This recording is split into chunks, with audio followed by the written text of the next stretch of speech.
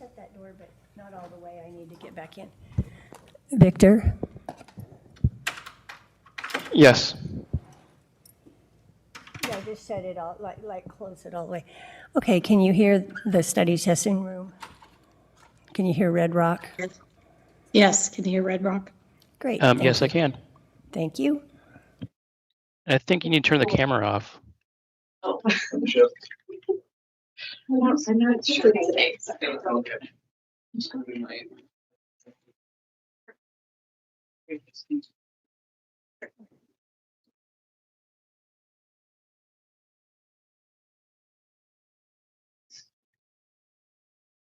Oh, yeah.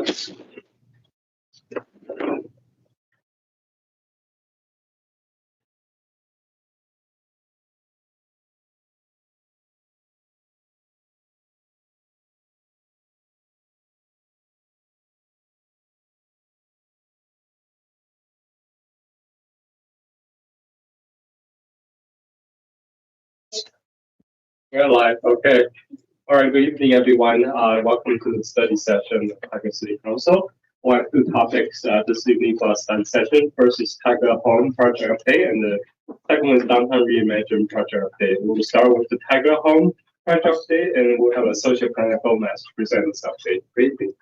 Thanks. Hi, everyone. I'm Amber Gomez, Associate Planner. I've got some handouts here if you want to pass those around just to follow along with what I'm talking about today. So on July 7th, I will be at the City Council business meeting to present an update on Tiger Home and give a summary on phase 2 of the engagement, as well as our recommended policy approaches based on that engagement. So today I wanted to come to the study session to kind of go over what those recommended policy approaches that I'll be presenting at that meeting will be, so that I can get any initial comments or questions that you all have, and either address today or look into and address at the meeting on the 7th. So to start out with, I'm going to talk about the recommended business types framework that we've put together. So this is, as we've been working through as staff, trying to think about how to implement Tiger Home and these potential new shops and services in neighborhoods, we wanted to take a holistic approach with how we are also regulating home occupations currently, and make sure that the level of review, the standards align with the different impacts of these different types of businesses that could be occurring in neighborhoods. So I'll walk through these 3 different types. The first is what we propose to call home occupations. We're recommending that these would be allowed by right and not require a land use application. The home occupations, these are examples, are like bookkeeping, offsite services, online sales. So in a lot of cases, neighbors might not even know that there's a business occurring in that home. So they have very little impacts to surrounding properties. And because of that, we would be proposing minimal standards for those types of businesses. The second level of business type is what we are proposing to call home business. This would require, or we're recommending, a type 1 review, because they do have slightly more impacts to surrounding properties, as they would allow some customers to come to the property, but they would be restricted in the total number. So some examples are in-person tutoring, therapy, or a barber. And this level of business type would have more standards than the home occupation because of those additional impacts. And then finally, the third, which we're currently calling neighborhood scale commercial, are these potential new shops and services that are open to the public that would be in Tiger neighborhoods. So potentially something like a corner market or a small restaurant. We are recommending a type 2 review for this type of business, which would require notice to the neighboring properties. We're proposing that level of review because since these are open to the public, they would have the most impacts to surrounding properties, and we wanted to make sure to mitigate those impacts with the most standards. Those are the 3 different business types. Then we have a recommended standards framework to go with those businesses and kind of outline the different types of standards that would apply to the different business types. So starting with home occupations, again, that's the potentially allowed by right. No employees or customers are coming to the home. Outdoor activity would be very minimal. Operating hours, potentially unrestricted, because it might just be someone working on a laptop. Doesn't really matter what time that is necessarily. We're proposing no building or site design standards, because these would be allowed in basically any residence in Tigard. So no restriction on location either. And it says none for the signs here, but that should actually be not allowed. Moving on to the home businesses. These would allow employees and customers, but a restricted number, or they might have to come by appointment, that sort of thing. Outdoor activity and operating hours would also be restricted. There would be minimal building and site design standards. Again, this is the type of business that would potentially be allowed in any Tigard home, no location restrictions. And signs would be allowed, but restricted in like the type and size and that sort of thing. And then finally, for the neighborhood scale commercial, the employees and customers would be unlimited. Outdoor activity and operating hours would be restricted. This type of business would have the most building and site design standards, because you might potentially have a new type of building coming in and you want to make sure that you're matching with what needs to go in the neighborhood. We are proposing the location of these types of businesses to be restricted, and sign standards. There would also be some restrictions there as well. I'm going to go into a little bit more depth on the building standards and location restrictions specifically for the neighborhood scale commercial. So for the building design standards, based on the feedback that we got through community engagement, we haven't really heard a clear favorite for building forms, or really a clear, I guess, thing that people don't like. We've heard support for all different types of building forms. So our recommendation is to develop standards to allow for neighborhood scale commercial to take place in a variety of different building forms. So some different examples are adaptive reuse, which is like an existing house that's been converted for a business. More traditional mixed use buildings where you have commercial on the bottom floor and residential above. Accessory commercial units, which is sort of like an ADU, but for a small little commercial business instead of a dwelling unit, as well as standalone commercial businesses. And then finally, for our business location restrictions, we do propose to allow neighborhood scale commercial businesses on main roads in Tigard neighborhoods. Now, what exactly main roads means is still to be determined, because that means different things to different people. So we're planning to talk about that more in our final phase of engagement. But one thing, it could be based off of the classification of the roads. That's something we'll be going into more. But really, this gets at, it helps businesses because it's more visible. And it also alleviates some concerns that we heard about commercial activity on more local streets, like the end of a cul-de-sac or something like that. So those are our recommended policy approaches so far. We will be presenting these to the public in our final phase of engagement. So it's possible that some of these could potentially change when we get to our very final recommendations for the Tigard Home project. But this is what we want to present to you all so far. And I'm happy to answer any questions that you have, comments, concerns. You're welcome. Councilor Shaw. Thank you.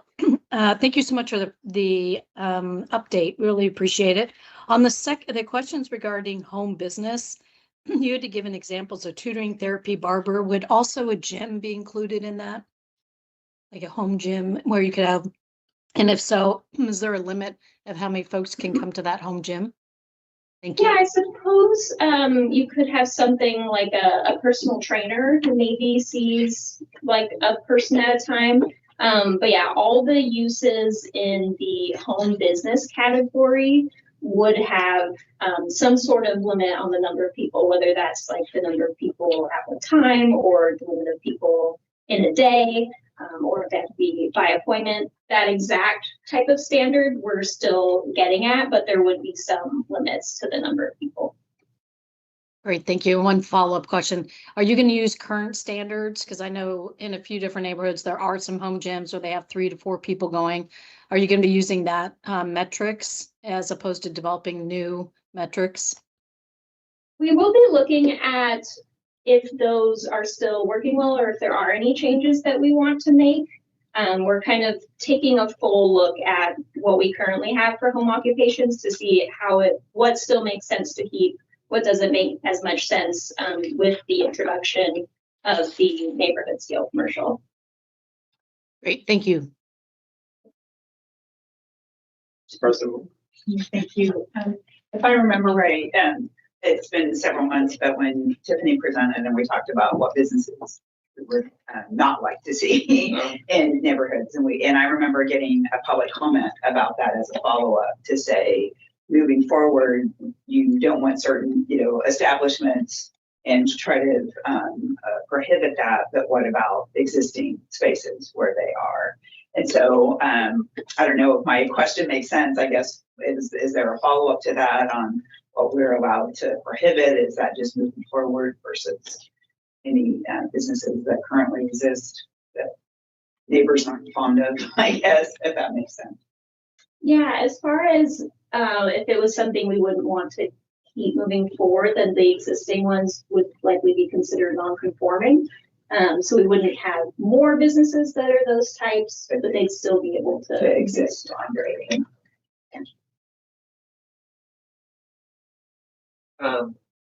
Would there be any additional costs or fees to businesses that would be going through the certain approval process? Yeah, that's a great question. I don't know if we're 100% there yet in determining that. There would definitely be a cost with the type 2 review and the type 1 review for sure. For the home occupations business type, it could potentially be less of a cost because right now businesses under that category would require a type 1 review. So there's a cost associated with that. And if we're not requiring that anymore, then maybe less fees for them. But that's to be determined, I think so. It'd be like a separate line item from like business license and all the other. Right, yeah. These fees are separate from business licenses. And then question regarding the definition of main roads, and then once sort of this all goes into place, this wouldn't require any like zoning map changes or anything. It would be more like I could see, a GIS tool or something that clarifies like this is the type of, here's Tigard and here's the areas where you can have these sorts of businesses if there aren't zoning changes in the. Yeah, absolutely. The approach that we're leaning towards right now is not to do a rezoning. It's more of allowing new uses in the existing zones and putting standards with those uses. We definitely could have a map like in the zoning code and also in GIS that does show like this is where it applies. Yeah, that could help with some questions if we're trying to find what a main road is rather than giving a definition or saying like it's all boulevard. Or it's all the uniformly that way. Just an idea. So following on Councilor Shaw's question, I would just request that you have a clear reason for separating home business and neighbor scale commercial when it comes to number of clients, right? So people understand why 3 people at a time is home business, but 5 is a neighborhood scale commercial. So we want people to understand the clear reasoning behind the distinction. So that's all I ask. Absolutely.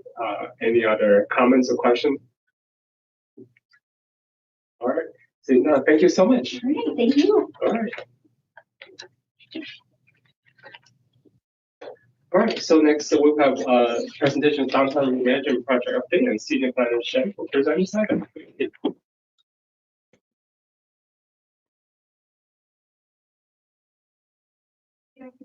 Yeah, that's not one.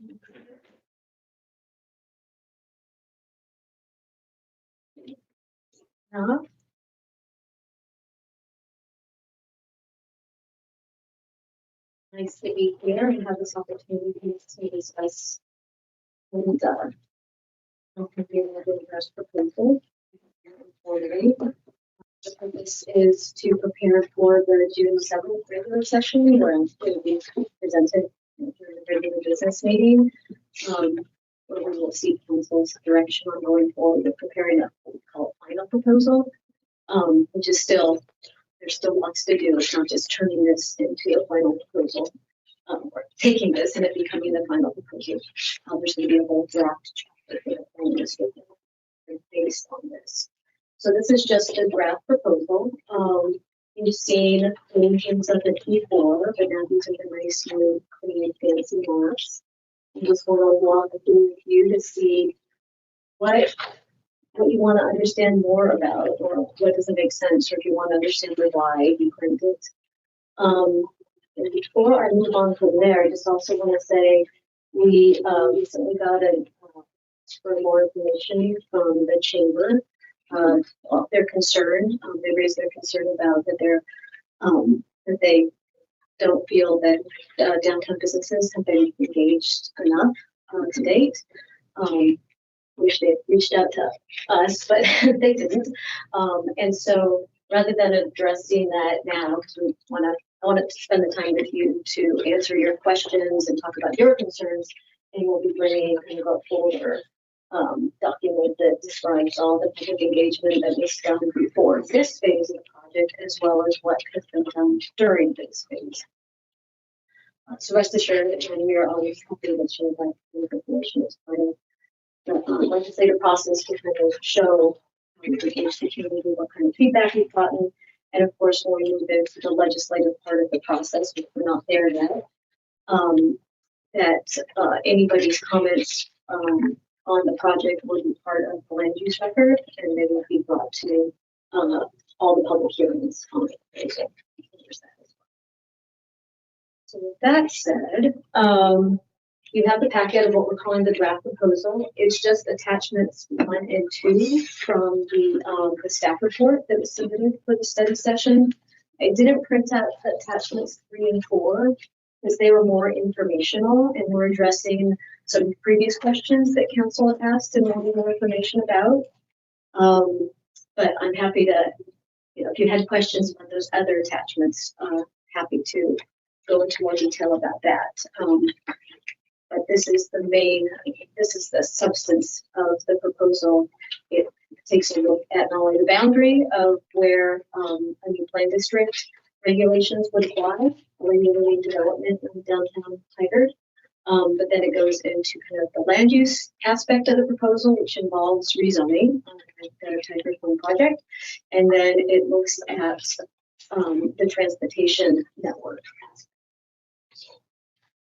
I hope you had a chance to look at attachment 4, which is the one I didn't print, that goes into great detail comparing and contrasting our current adopted transportation network for downtown, which has many more streets than what we're now proposing, and even many more streets than 2024, which is I'm calling the preliminary proposal, as compared to now. So if you hadn't had a chance to look at that document, it is in today's packet and goes into a lot of detail. There's still even more detail you can share. Yes, right. And hopefully, was that actually clear in terms of what kind of area by area? So we highlighted the area in blue. So that was, yeah, it was, yeah. Oh, your printer is so much nicer than ours. It actually prints the blue out. So yeah, so if you had questions about that, which is part of what the why and how we got to the proposal that we have. So with that, I would like to open it to you all, and or I can keep going. You can do. 2 questions related to the first 2 pages. So just taking a look at what it looks like we're blue. So I was curious at the planning commission meeting why we were cutting off some portions of the area, but looking at the second map, it seems like we're just aligning with the existing zoning for some of them, like that panhandle of Correct. heritage trails, industrials. Yeah.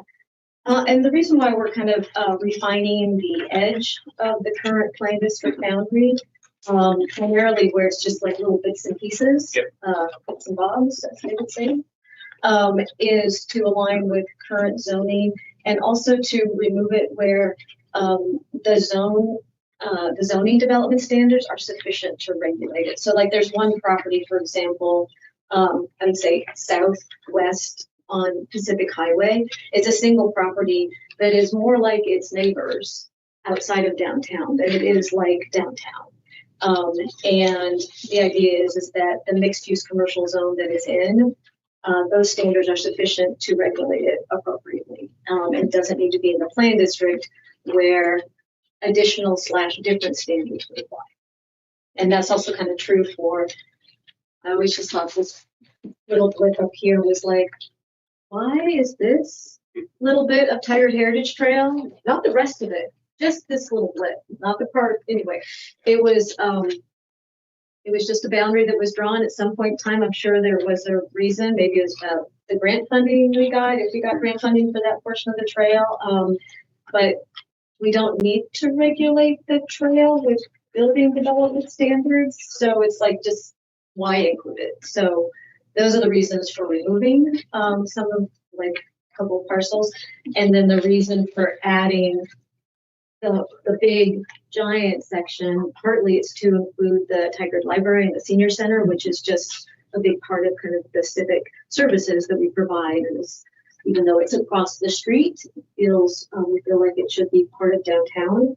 And then the other area above that, which is currently zoned mixed use employment, and that was rezoned with the Tiger Bay project. And this actually being added to the downtown plan district is to put us in a better situation if and when light rail comes back as a project.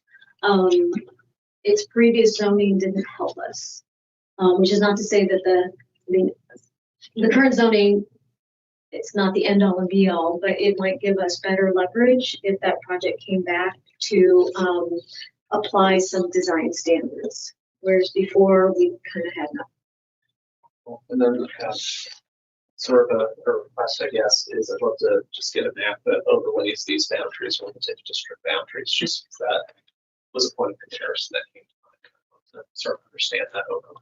Sure, That's all. totally can provide you that map.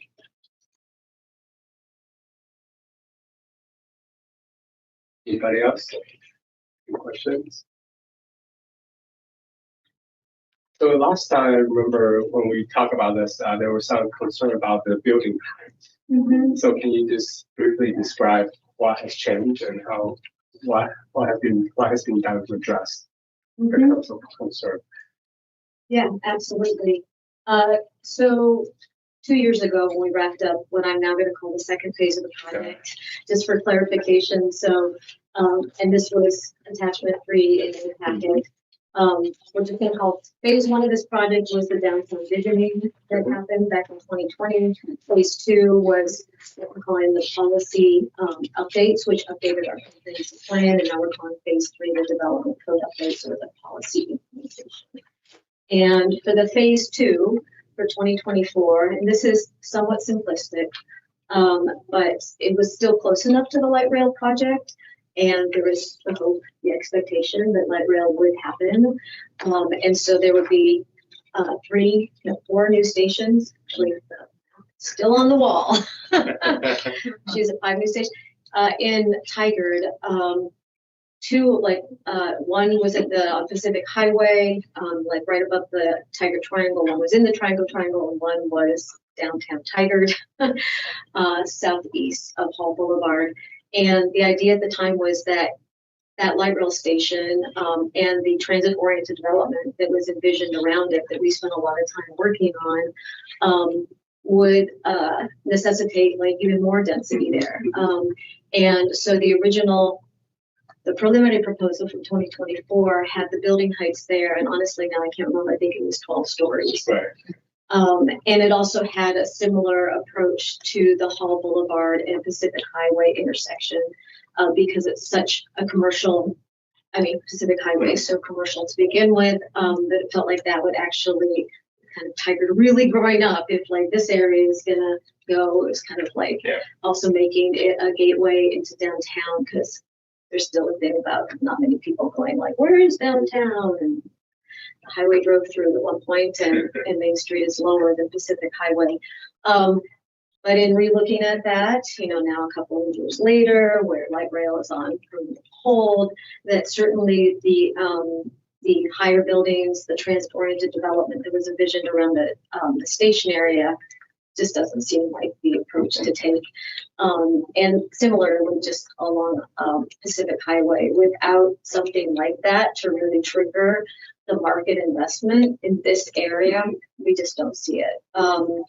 And I was going to add one other thing. And just looking at the triangle, what we have seen that has worked there, and which is not to say that 6 is the absolute max. Even in the triangle, I think if they have one building, they're going up to 7. There would be an adjustment process for that, so it's not like that is inflexible. Affordable housing could get automatic adjustments to go higher, but 6 seems like a really good place for the market. Because when you start going 7 and higher, you actually get into different building or construction types, and it changes the whole financial project. Makes projects more expensive when they have to go to steel and not just concrete wood. Thank you. Yeah, you're welcome. Other questions or comments? Nothing on the transportation, really? I'm sorry. I'm glad it looks like you looked at it. Oh, I did. Quite I a bit. mean, Susan, I would just to follow up and address, you know, whatever the chamber concerns are, have that conversation. That doesn't have to happen tonight. But for me, just to walk through, because transportation isn't my world, I just appreciated this is where we were. Here's the adjustments. So from my lens, it made sense, and I appreciated all the detail could walk us through that. Great. So yeah. Great. I'm glad that that helped a lot. It was the hardest part was figuring out like how to present the information without it being a conversation and pointing at things. So No, the color printer was my friend. yes. It's very helpful. Well, I discovered this new program called Street Mix where I can make my own cross sections. So you know. There you go. Watch out. There you go. I am curious from a public comment perspective. Again, Roger Potup was quite vocal, right, during our budget process about just interest. That was more tax increment financing, but I feel like this all flows into that. I didn't know if there's any comments there from him, but I would hopefully he's paying attention. Yeah, I That think seemed to be the interest of this. I think he is, and I believe he was actually at what we call our online information session for the Excellent. business community. And we haven't gotten any specific like comments from him, and I don't know if he raised any questions at the online session. And just so you know, that online session, 19 non-staff attended, and we like just did a half-hour presentation, and then we had an hour Q&A that we picked up. And we have those questions, and there was 2 really good follow-up suggestions, and one of them where the day that, like yesterday, when Megan DeSilva wrote in, we were like just about to do one of the follow-up suggestions, which is to do a survey to the business community specifically. So yeah, we thought it was a really great session in terms of the questions, and a lot of them were really informational, trying to understand like, what does this mean for my business? Because even business owners who are really savvy in the business world, they don't necessarily know when they look at a use classification list where they fall within that. They're like, why would you ban outdoor sales and services? That cute little cafe with the outdoor tables, we want that. And like, oh no, that's not outdoor sales and service. That is something completely different. So a lot of it is translating some of the use categories information for folks, helping them understand what it means to be non-conforming, which many of them are already. We're not doing drastic changes. It is refinements, but some were making it easier to be on a path towards conformance as a use, and others, like actually I think just 1 or 2, were saying, actually, no, we think this shouldn't be allowed in downtown. It's not an appropriate use for downtown. But so it might be making their use non-conforming, but they might have conforming development, or a lot of them, because they're older buildings, don't necessarily conform to our existing standards. As you might imagine, like if we really want this walkable downtown, you know, we have a lot of auto-oriented businesses, even like auto shops, car washes, and those aren't even what we currently have in the code today. So a lot of businesses, their buildings themselves are already non-conforming, and we're not making that worse, per se. So anyway, so it's a lot of, and we've gotten 3 specific emails about like, what about my business, or wanting to know more information, and a lot of it has to do with their use, their business, stuff like that. So happy to share all of the information we have about that on June 7th. I mean, zoning is a blunt tool, right?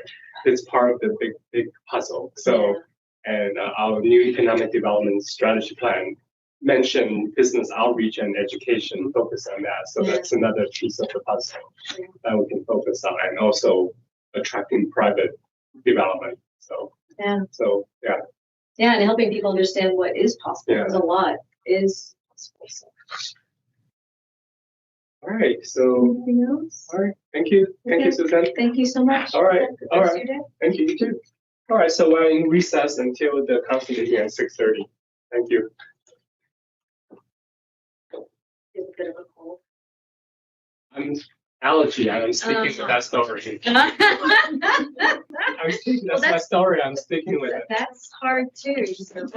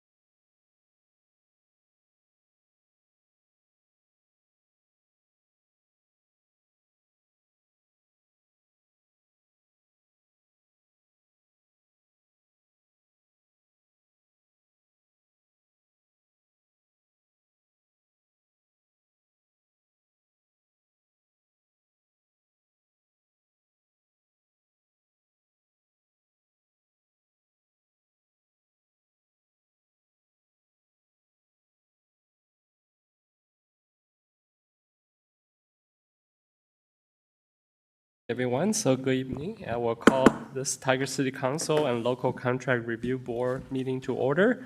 City Recorder Krieger, would you please conduct a roll call? Counselor Robbins. Counselor Schlack. Here. Counselor Shaw. Here. Council President Wolf. Here.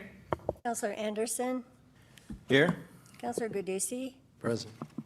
Youth Counselor Hellick. Here. Mayor Hu. Here. Thank you. Will everybody please stand and join me in the Pledge of Allegiance?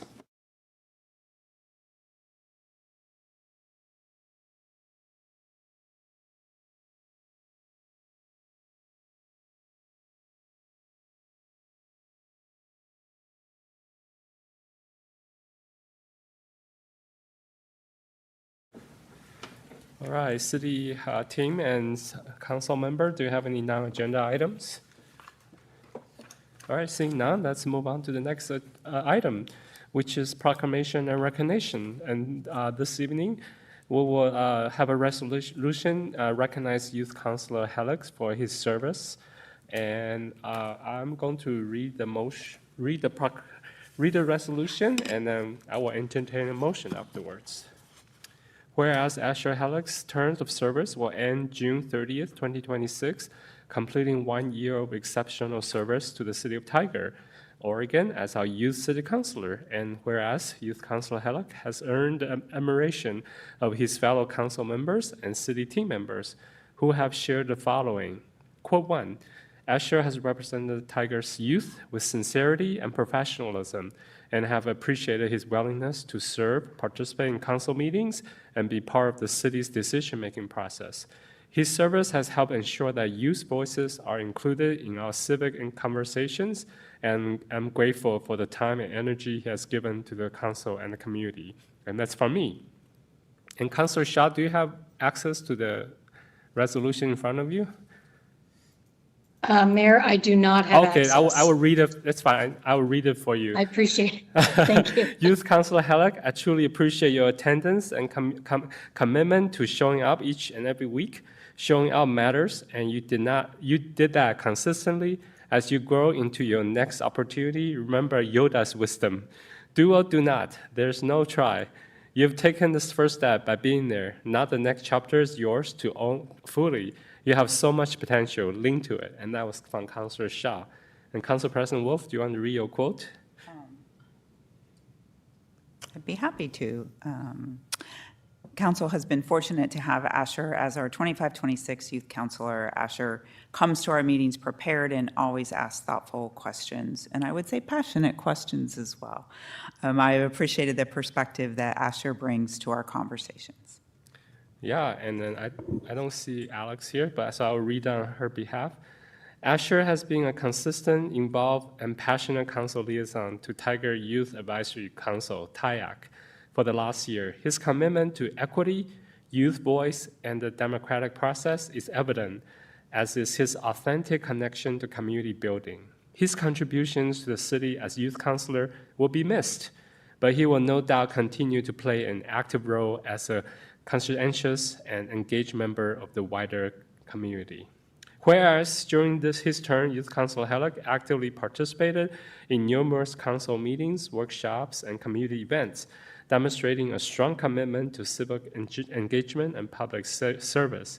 And whereas Youth Councilor Hellick has been a steadfast advocate for youth perspectives, contributed thoughtful input on issues impacting the community, and collaborated with peers and city leaders to advance initiatives that promote inclusivity, innovation, and positive change.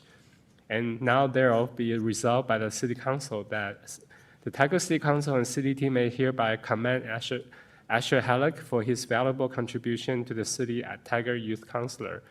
This resolution is effective immediately upon passage. So do we have a motion?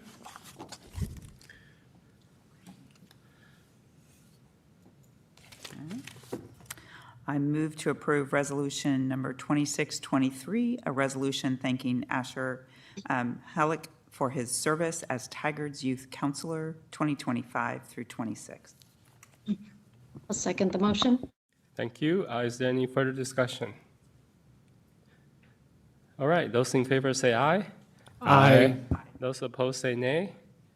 Resolution 26-23 is adopted by unanimous vote of the council present.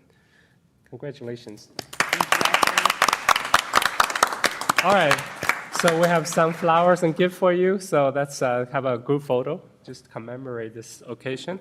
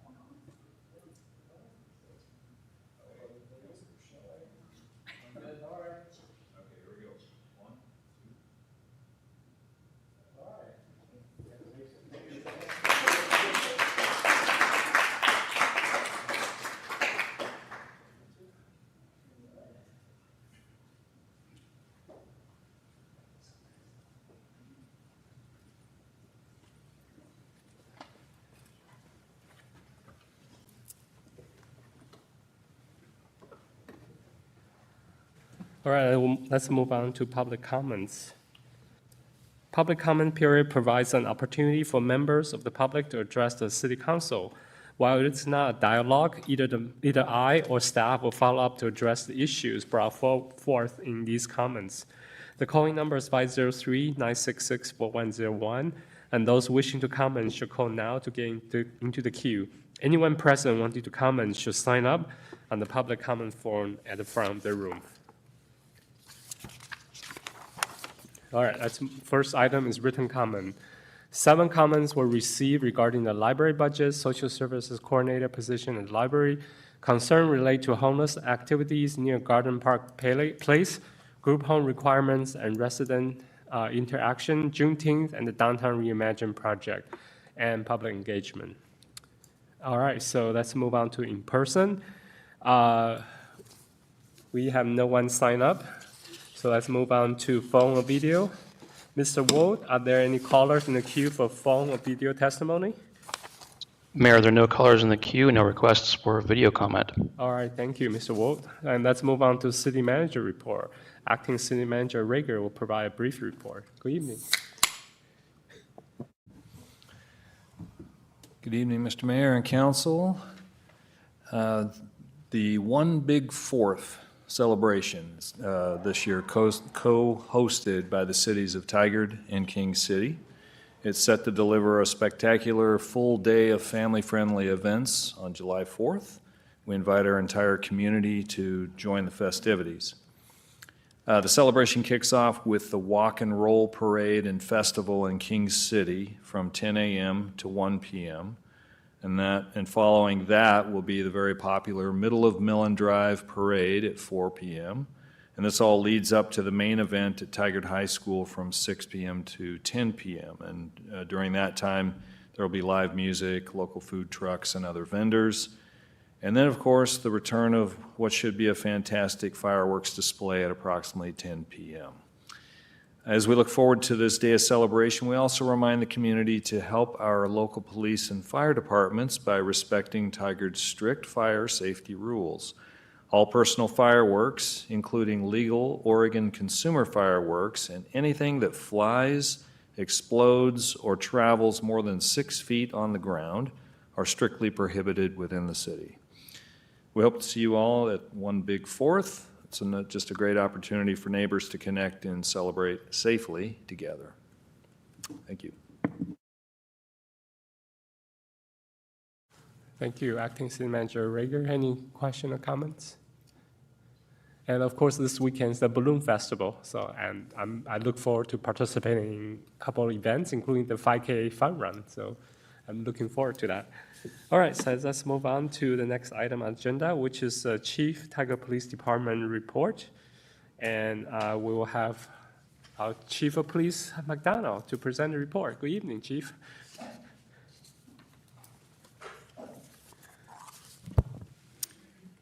Good evening, Mayor, members of council, Jamie McDonald, Deer Police Chief. So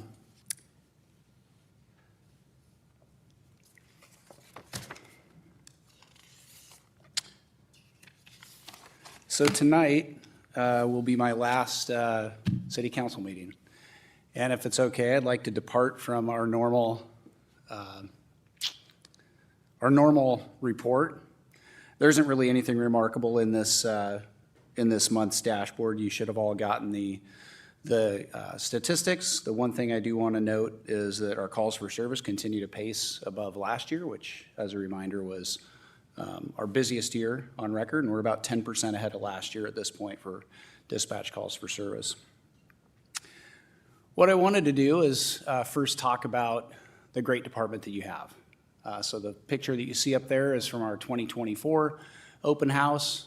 I like that one because pretty much everybody has a smile on their face, and everybody's excited to be seeing our community when we welcome them into our home. So I want to talk about Tigard over the last 25 years. So next slide, please. Yep. That one on the left there is my original hire photo when I got hired here. I was surprised at how much more hair I had, and it was brown. Something that most of the people I work with now do not remember or never knew. So over the last 25 years, much has changed. I can tell you one thing that hasn't changed is my passion for serving the community of Tigard. When I was thinking about tonight, I looked back and the census data from Portland State University for July of 2001 showed the population of Tigard to be about 43,040 people. The current estimate from census.gov shows it to be about 58,434, about a 30% increase in population. So a significant change. I was told in my chief's interview in the same chief's conference room that I think all of you have been in at one point or another, that we had a new PD on the 5-year plan.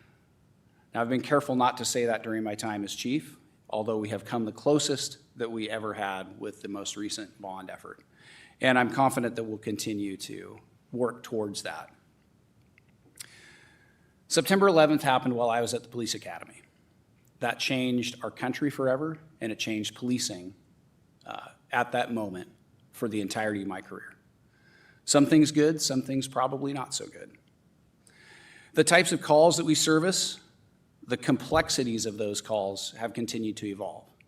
They've become more challenging, more time intensive.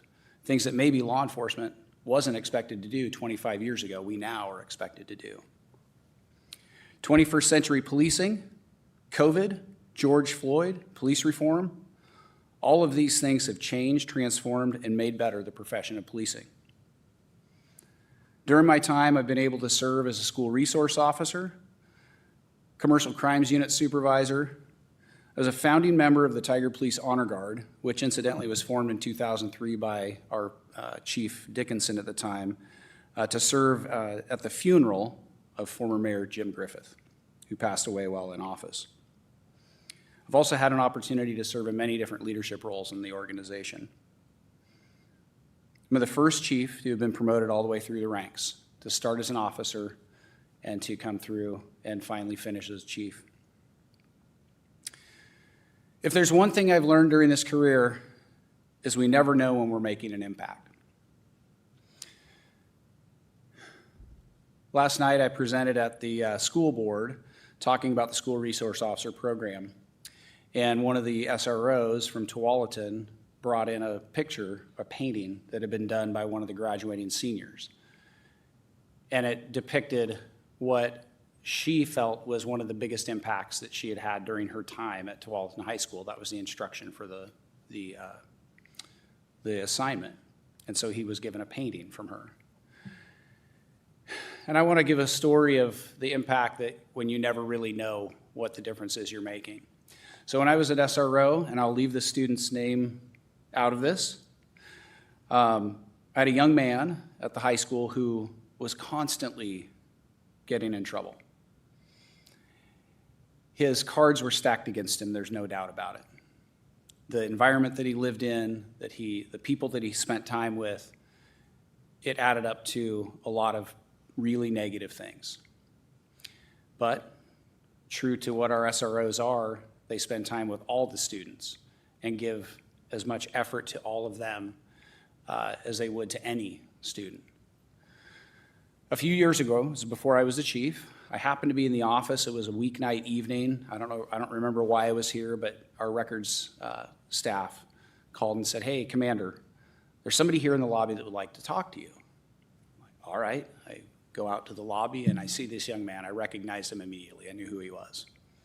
Saw him, gave him a big hug, and he said to me,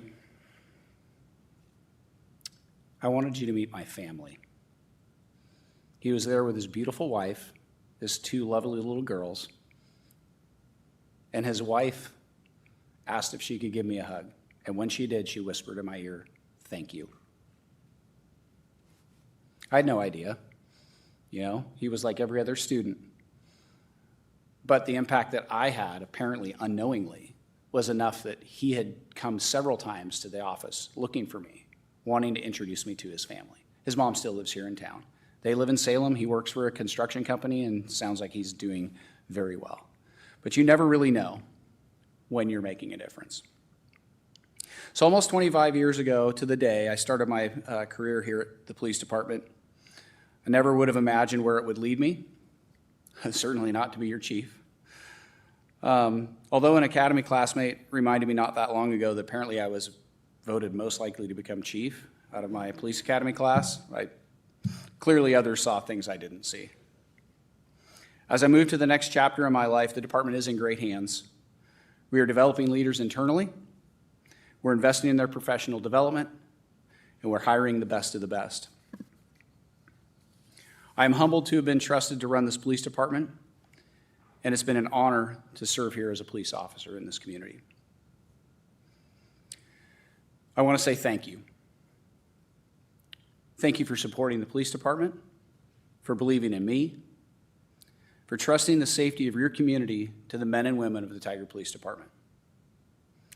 And although I will retire next week, you can be sure that this department will continue to be the best department around and serve this community with pride, grit, empathy, and compassion. Thank you.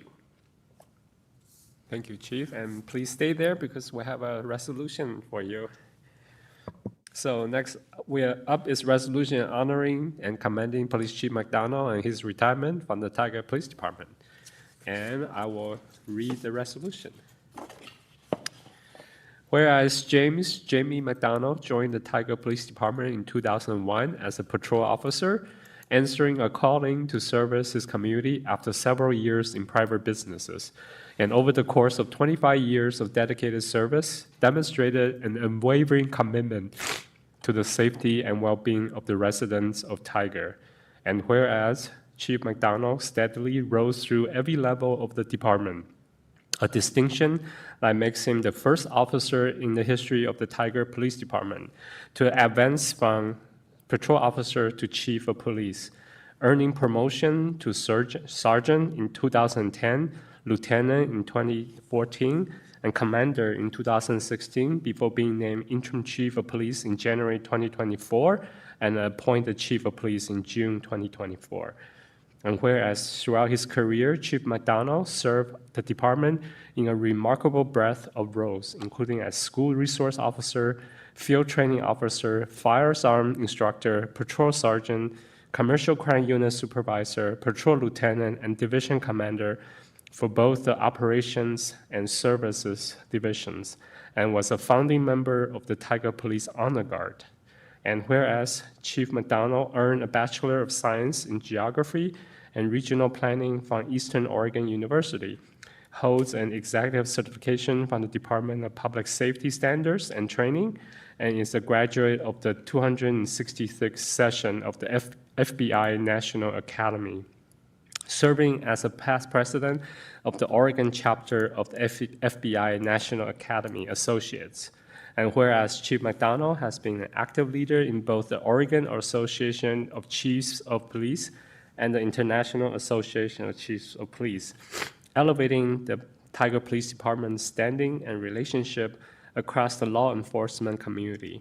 And whereas Chief McDonald led the Tiger Police Department with the value of transparency, community engagement, and professionalism, and is widely regarded as a leader who genuinely cares about the men and women he serves alongside, earning deep respect and affection from staff, partners, and the broader community, Tiger community.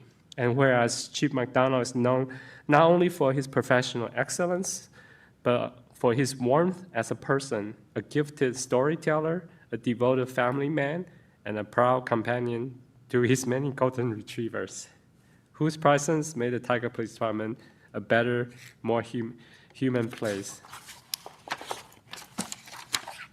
And whereas the City of Tiger has been privileged to benefit from Chief McDonald's leadership, integrity, and 25 years of selfless service to the community, in recognition of his service, these words were offered.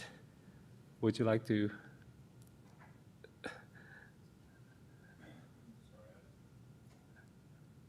I do not have it in front of me. Okay, that's so right. I can read it sorry for you. about that. All right. It has been an honor to know Chief McDonald and to have served with him over the years at the City of Tiger. I have appreciated his genuine friendliness, integrity, and commitment to the city. I wish him all the best as he enters his next phase of life in a beautiful part of the state. And that was from our acting city manager, Brian Rager. And this is from me. I have deeply appreciated Chief McDonald's leadership and his genuine care for the people of Tiger Police Department. His advocacy for officer wellness, including both physical and mental health, reflected a leader who understood that taking care of those who serve is essential to serving the community well. Jamie's impact on Tiger will be felt for years to come. Now thereof, be resolved that the Tiger City Council hereby expresses its deepest gratitude to the Chief of Police, Jamie McDonald, for his 25 years of distinguished service to the City of Tiger and the Tiger Police Department, and commends Chief McDonald for his exemplary leadership, his commitment to values of transparency, integrity, and community service, and his role as mentor and model to all those who serve alongside him.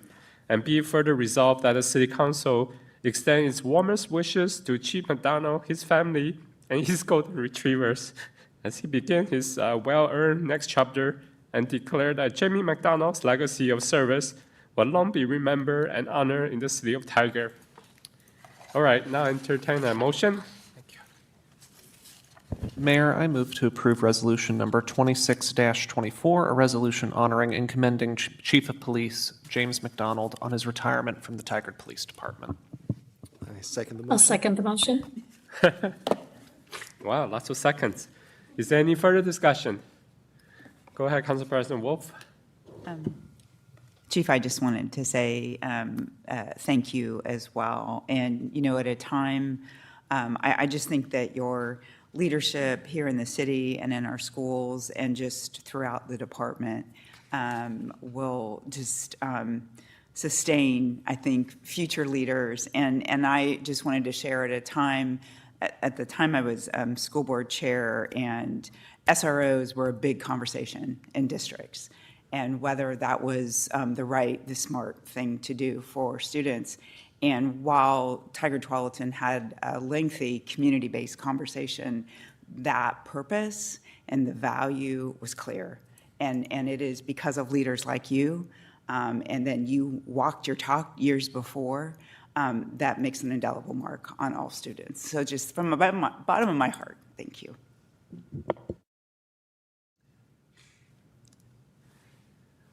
Yeah, I mean, when I talked with you once, I was just surprised that police chief will worry about over-policing of the community. That's just something that just blew my mind. That just showed the person you are. So thank you so much. All right. I will start with the youth counselor for advisory vote. Yes. All right, thank you. Those in favor say aye. Aye. Those opposed say nay. Resolution number 26-24 24 is adopted by a unanimous vote of the council. So congratulations. All right, let's take a group photo.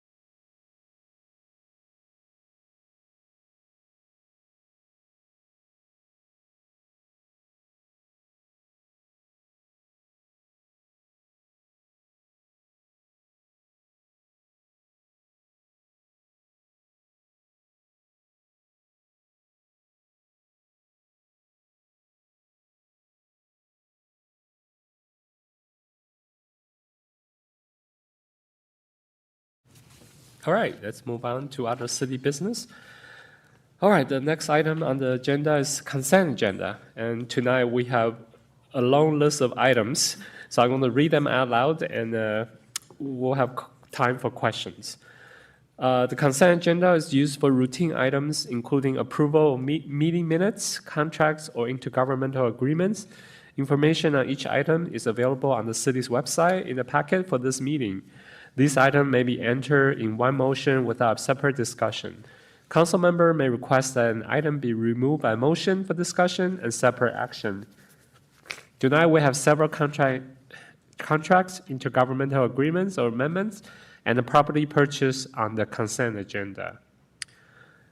So I have a question about the first item, which is the IGA for the library. So my understanding is that either our library director or our finance director can answer that question for me.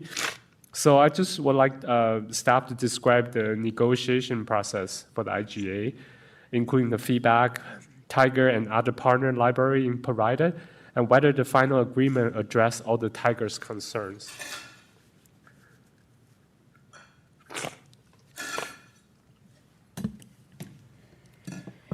Good evening, Mayor and Council. For the record, my name is Eric Kane. I'm the Finance Director. Halstead Bernard, Library Director. Hello, and thank you for asking some additional questions about the consent agenda item tonight.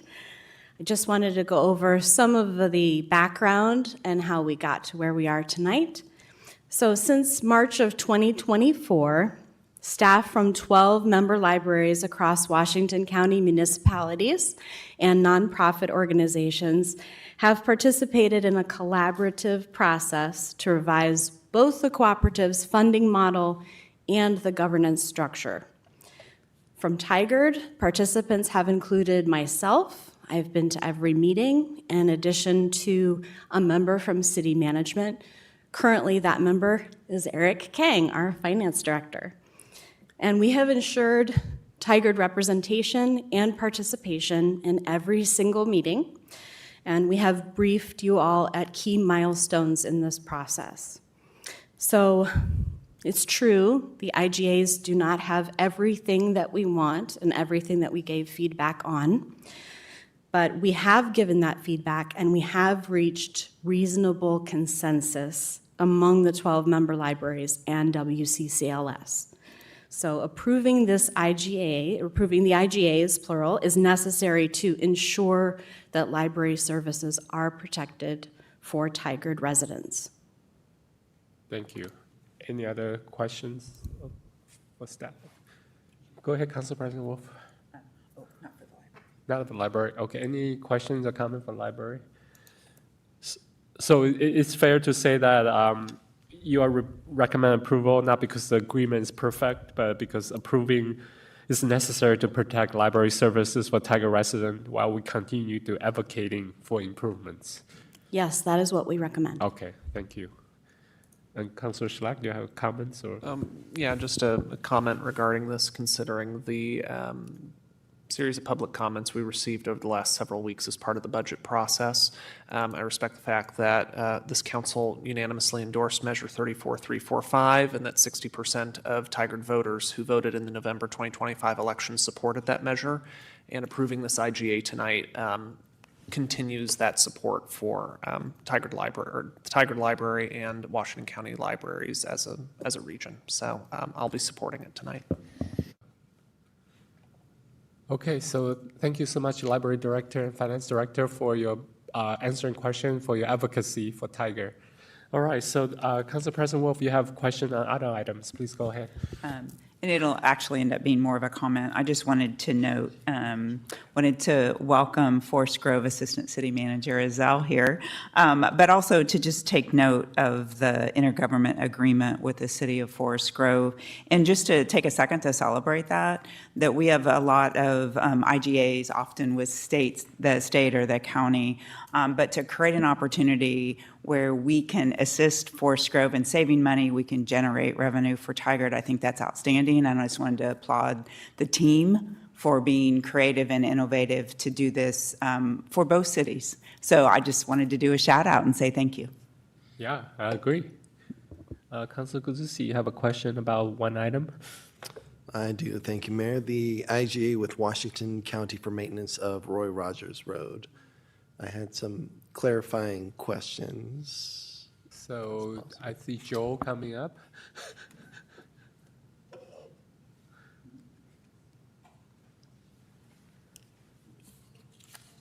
This is Zach Morris, Principal Engineer. I'm also online, available Thank you, to Zach. answer questions as well. Thank you. Just to help with the understanding of it, so it seems like basically we're saying county allow us, City of Tigard, to maintain Roy Rogers and that enhanced pathway that was in Exhibit A. Is that correct? Yeah, I'll jump in here, Zach, and then you can fill in any gaps. So the agreement with Washington County when they kicked off the project, probably about 10 years ago now, was the city had requested enhanced features as part of their project. And so this maintenance agreement is basically saying those project elements that are enhanced are going to be maintained by the city of Tigard. The trail is part of those enhancements. Thank you. And when we're talking about that trail in Exhibit A, are we talking about an extension or change to what's currently there or maintaining what has previously been built? The features that are there today are what we're talking about, correct? Yeah. Thank you. That's Good. Okay. Any other question on the consent agenda? All right. Councilor Shaw have no questions, so I will entertain a motion.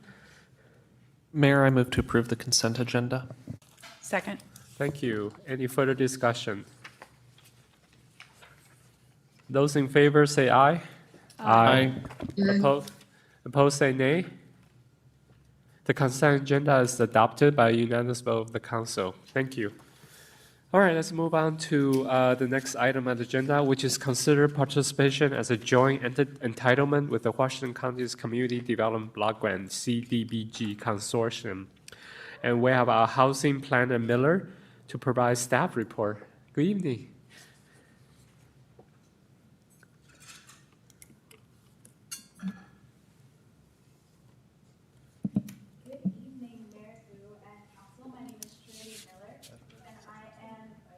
You mic, yeah. There we go. Thank you. Good evening, Mayor Hu and Council. My name is Trinity Miller, and I am the housing planner for the City of Tigard. Tonight, I'll be sharing an overview of the Community Development Block Grant, or CDBG, program, and seeking council direction on entitlement status selection. This is part one of a two-step process, and we will return in July for part two. Next slide, please. I'll start by providing some background information about the Community Development Block Grant, or CDBG program. This is a federal program under the Department of Housing and Urban Development, or HUD. CDBG provides annual grants based on a formula to eligible entitlement states, cities, and counties. And CDBG funding supports a wide range of community development activities to build a stronger and more resilient community, including infrastructure improvements, public facilities improvements, public services, and housing. Next slide, please. The City of Tigard currently uses CDBG funding to support the Affordable Home Ownership Program. This program provides down payment assistance to eligible first-time homebuyers to purchase a home in Tigard. And these homes purchased stay permanently affordable through a community land trust model. In the future, Tigard could also use CDBG funds for other projects like acquisition and disposition of land for new housing or new sidewalk improvements in eligible areas. I want to note that CDBG funds cannot be used for activities such as general government operating and maintenance, new housing construction, and direct income payments for food, housing, utilities, or other similar uses. The CDBG program also pairs very well with our construction excise tax funds because both funds support activities related to affordable housing and incentives for the development of affordable housing. Next slide, please. So, every 3 years, counties that receive federal CDBG entitlement funds must requalify with HUD. This consideration is part of Washington County's requalification process for federal fiscal years 2027 through 2029. Tigard is eligible to become a full CDBG entitlement city, and the city was actually first notified of full entitlement eligibility in 2015. However, Tigard has chosen to participate in Washington County's consortium as a joint entitlement since 2021.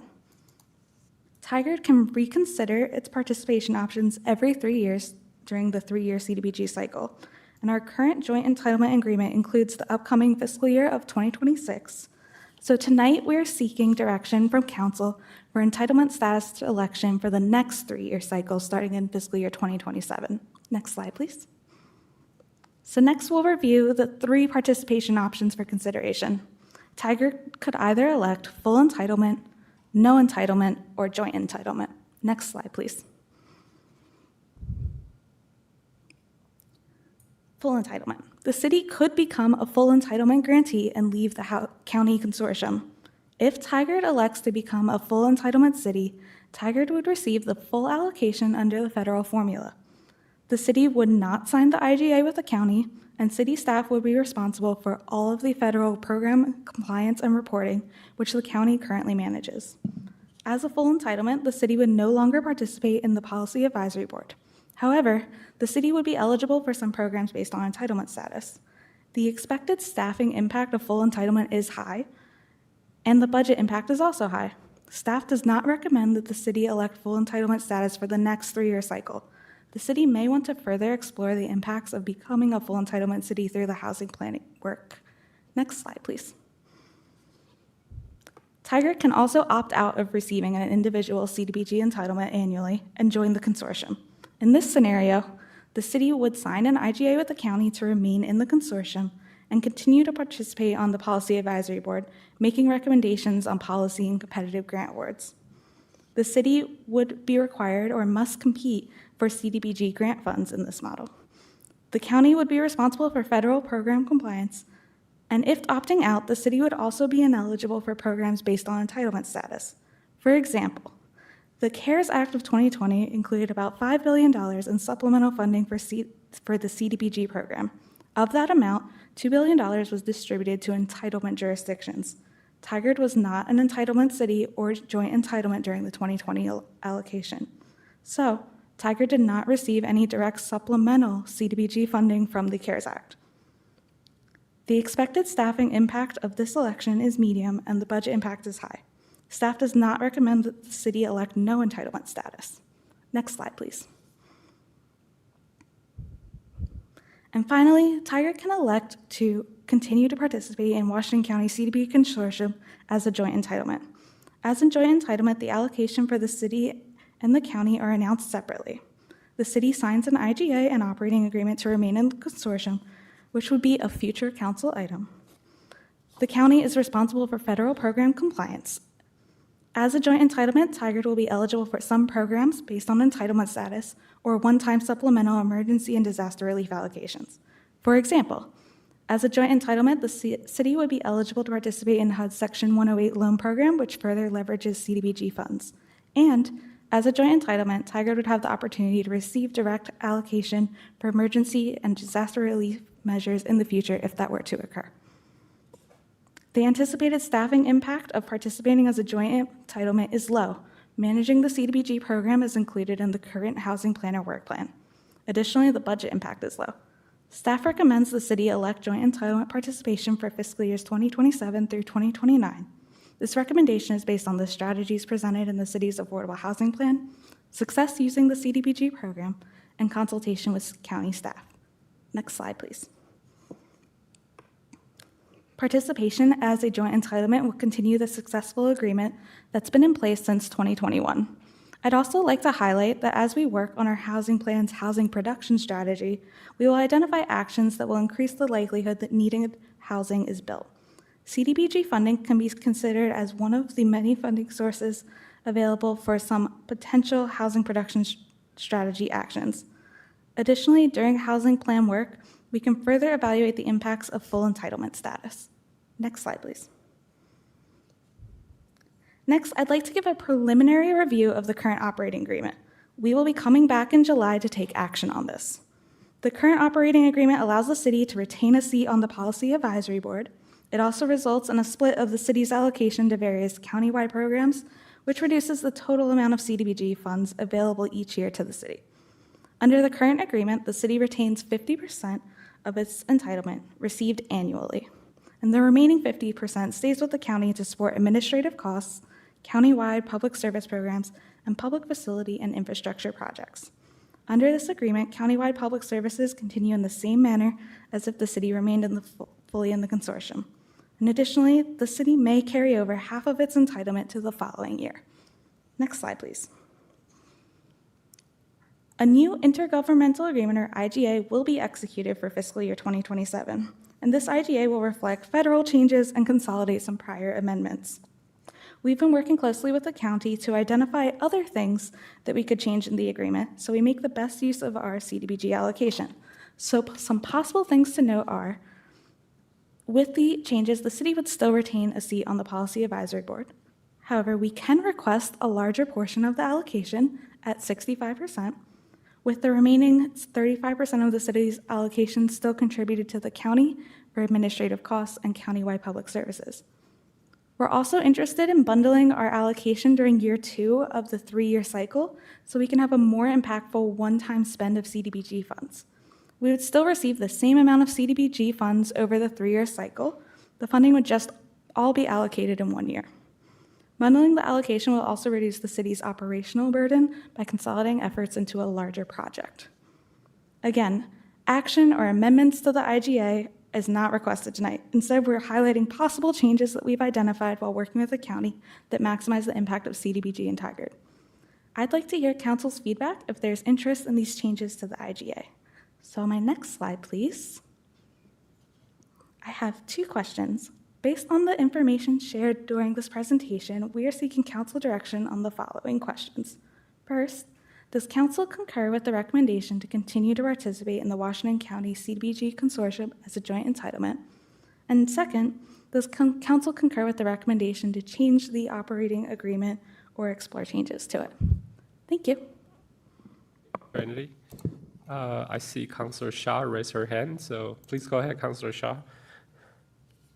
Great, thank you, Mayor. And I know that Council President Wolf had also served on the Policy Advisory Board. And Trinity, you may know that I am the liaison to the Policy Advisory Board. So it'd be great if we can further concur on some of the topics you've raised tonight. I definitely would agree that we should continue the CDBG agreement. And I would agree that it should be a joint entitlement, but also would recommend that we continue our seat on the Policy Advisory Board. So I would definitely highly recommend that. And then question for you, with regards to the CDBG, can those, if we go ahead and move forward with this agreement, can we utilize those funds for projects that perhaps also include a senior center? It's not a new building, but could that also be included in the future down the road? Hi, that is a And great. if Trinity, if you don't have an answer tonight, we can certainly talk offline about that as well. Absolutely. Thank you for that option. So in general, funding, CDBG funding is eligible to support public facility improvement activities, and a senior center may qualify. However, I'd like to look into the details of that to determine eligibility. Great, thank you very much. My understanding is that Tualatin utilized this grant for their senior center. So if we could know that may be an option, that'd be great. But thank you very much. Question? Go ahead, Councilor Robbins. Thank you, Mayor. And thank you, Planner Miller, for your presentation. I do have a quick question. The city staff is recommending that we change our operating agreement so that we will be able to retain 15% that otherwise would be for public facilities and infrastructure. And I am guessing that that means that the city will also retain the administrative work for that part of that money. So I'm a little confused as to why you have no entitlement, says staffing impact is medium, but if we continue with the joint entitlement, staffing impact would be low, when it seems like if we don't have any entitlement, we kind of have less to do. So could you educate me on how that works, please? Absolutely. So regarding the staffing impact being medium for no entitlement, the staffing impact levels were assessed during the affordable housing plan that was previously adopted. But I can also elaborate that if we were to have no entitlement status, we would be competing annually for grant funds. So that would require staff time to prepare a grant application. That makes sense. And I see Deputy Community Director Warren coming up. Good evening, Skylar Warren, Assistant Director of Community Development. So I was going to come up to help Trinity out, and then she nailed it. So it is when we participate as part of the consortium, we have to compete, and that means a lot of staff time spent on preparation of a grant application, administration of a grant application, and then the construction project. And we do not get to keep the administrative portion to cover those costs. So that's what the staff impact is. I think she had it. Councilor Kudus, please go ahead. Thank you, Mayor. So with the joint entitlement, what would be our obligations as a city? So what does that mean for us? So as a joint entitlement, we receive an allocation of CDBG funding, whether that's annually or all at once is up for determination. But CDBG funding would be required to be spent on eligible projects as defined by HUD and the statutes.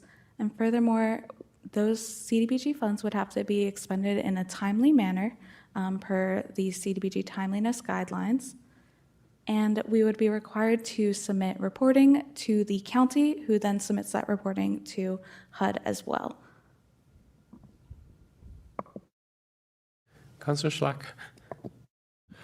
Thank you for the presentation. I just wanted to say that I concur with the staff recommendation on both points.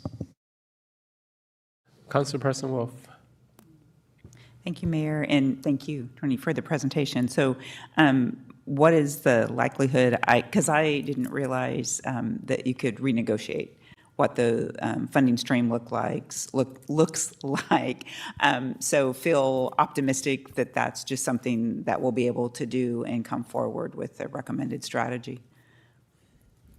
Yeah, absolutely. Thank you for asking that question. We have had conversations with county staff regarding these changes to the IGA, and I feel optimistic that they are open to these changes. Thank you so much, and I concur. I support staff's recommendation. So my question, I'm just curious, you said lump sum allocation year 2 will allow city to implement larger scale project with greater impact. Do you have any project in mind? We have not determined an exact project in mind. However, two examples of larger scale projects could include a large scale public infrastructure project, such as addressing new sidewalk infrastructure and building that in eligible areas, or a option could also be acquisition and disposition of infill land that would be sold to a developer for affordable housing development. Both of these projects are difficult to do with our smaller annual allocation, but if we were able to use a lump sum allocation, I believe that that would be feasible. Okay, that makes sense. And I mean, I guess we can have an offline conversation about why does the city not keeping the land that we purchased? Why do we have to sell it? But that's for another day conversation. But Councilor Anderson, do you concur? Do you have any question, or do you concur with staff recommendation? I'm good with the staff's recommendation. Okay, and Councilor Guzzi, staff recommendation. Councilor Robin, Youth Councilor, and I think Councilor Shah's already indicated. Yeah, so we are all in agreement that we concur with the staff recommendation. So. Thank you very much. I'll see you all in July. Yeah, thank you so much. Take care.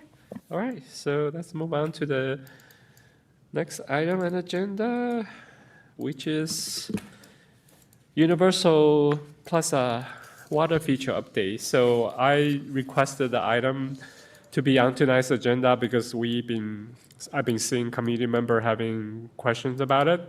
So I thought it was important that we provide a public update so residents can hear directly from staff about what happened. So we have with us Park Infrastructure Manager Gruen and Community Development Manager Sambal Kickman. So good evening. Thank you.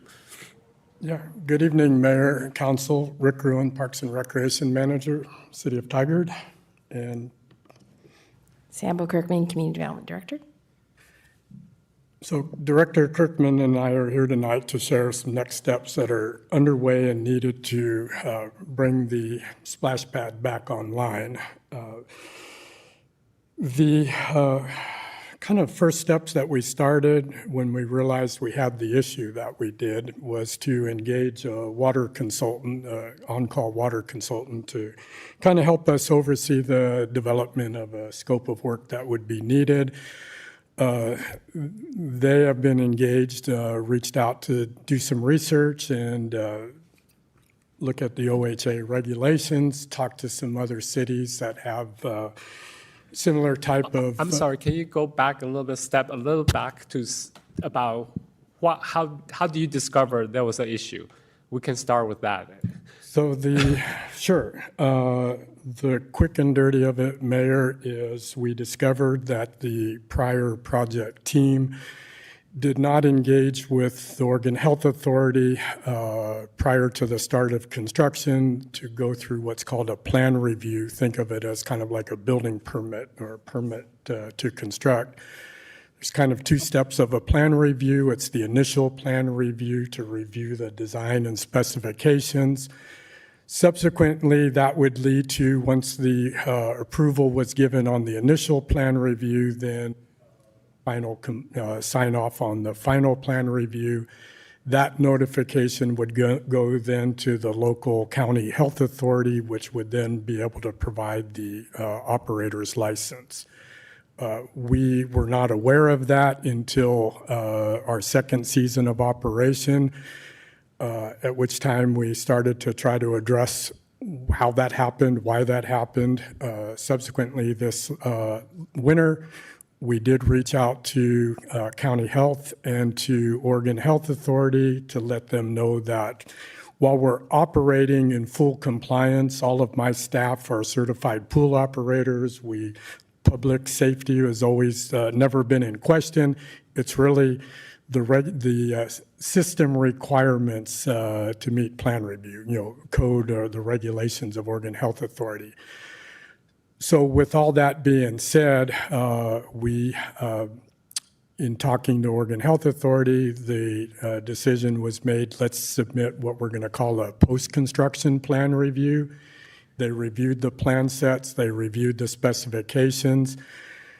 The unfortunate situation to this, Mayor, was the regulations that were in place in 2022 prior to construction are not the same regulations that are in place as of today, as of when Oregon Health Authority did the post-construction plan review. We had submitted application, they came out, we met with them. And so we're having to comply with what the current regulations are in OHA, and that's where we're at today. So until we get plant final approval and have to make some modifications, we won't be able to get the operator's license from Washington County Health.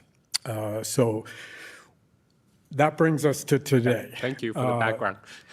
So what we've done is we engaged one of our on-call water consultants to kind of help us kickstart the effort. I have since then been in touch with two. They're not water feature splash pad design engineers, but they can help us oversee our work with OHA. So we've since reached out to two companies that specialize in design and engineering of water features. They've received from us now the plan sets, the letter that we've received from OHA, which calls out what the upgrades are required. And then, so this week, next week, we hope to hear back after their design team has reviewed. Here's what our system looks like. Here's what the OHA requirements need to be. Once we can identify a consultant team to bring on board, we'll be able to then engage with our engineering project management folks to then kind of put a scope of work together, which would then allow us to go out to bid to get a contractor. Prior to that step, we'll once we have kind of a solution at hand, and we'll come back to you as soon as we have that with those options. That will then allow the project team to meet with Oregon Health Authority, say, here's what we're proposing to do. Maybe there's some mitigation that could be done. But until we get the design team and the project team assembled, we don't have that for you. So what we do know now, Mayor, is that we cannot open the splash pad until we get the corrective work done. We're hoping that, by end of summer, we'll have some recommendations to bring back to you, and then get your direction on how you'd like to proceed going forward once we have that knowledge. So right now, the companies are looking at our work, and hopefully in the next few weeks, we'll be able to hear back with some possible solutions. Director Kirkman, do you have anything to add? And our intent to, again, come back to council with not only options, but the timeline in which we can assure that all the necessary modifications are made. Thank you. Any questions from council member? Councilor Robbins, please go ahead. Thank you. Thank you, both of you, for your time and information. I realize this was first built quite a few years ago now. From what I understand from my historical education about this, the person who was in charge of the project at the time is no longer with the city. But this is a big mistake to have had happened. And it sounds like somebody was in charge of the project who maybe shouldn't have been, or maybe should have had some additional guidance for it. I understand that it sounds like the splash pad was totally safe, which is great. I know and I'm just reiterating that because I know some parents might be worried about having had their kids splashing around in the water, but it was perfectly safe. This is more kind of semantics and filling out the right papers at the right time. But I would like to know, what have we learned, and what are we going to do to prevent something like this happening again? Not with this splash pad, right? But with projects going forward, because it sounds like, and I wasn't there, but somebody who had certain ideas about how certain things and just kind of had a different personality about doing it. So I'd like to see efforts for some sort of protocol or program to be put in place to make sure that the right people are in charge of projects. And if they don't have the appropriate background, that they get those people to help them. It's okay for somebody to run a project who doesn't have all of that knowledge, but we need to make sure we're doing the right thing, because I have a feeling that not only is this delaying summer splash time for our residents, but this is going to be costly mistake. So I want to make sure this doesn't happen again. And I will say, without doing the work that you guys do, and I don't know, I know that you guys are super busy, right? But I'm going to say this so that I can say it for, I think, the residents, that it's a little disappointing that we found out about this last year, so at least 6 months ago, and we still don't have a project team in place. So that's just me saying that without knowing, but I think that's what our residents will say. So I would love to hear just an explanation of what the timeline is, because I'm certain that there was a lot of steps you guys have gone through to get to where we are now. Yeah, so I'll answer the part about the timeline. So we, in discovering this, we submitted, I believe, in the fall, winter. There is a lengthy period, from submitting plan review to receiving information back to getting scheduled.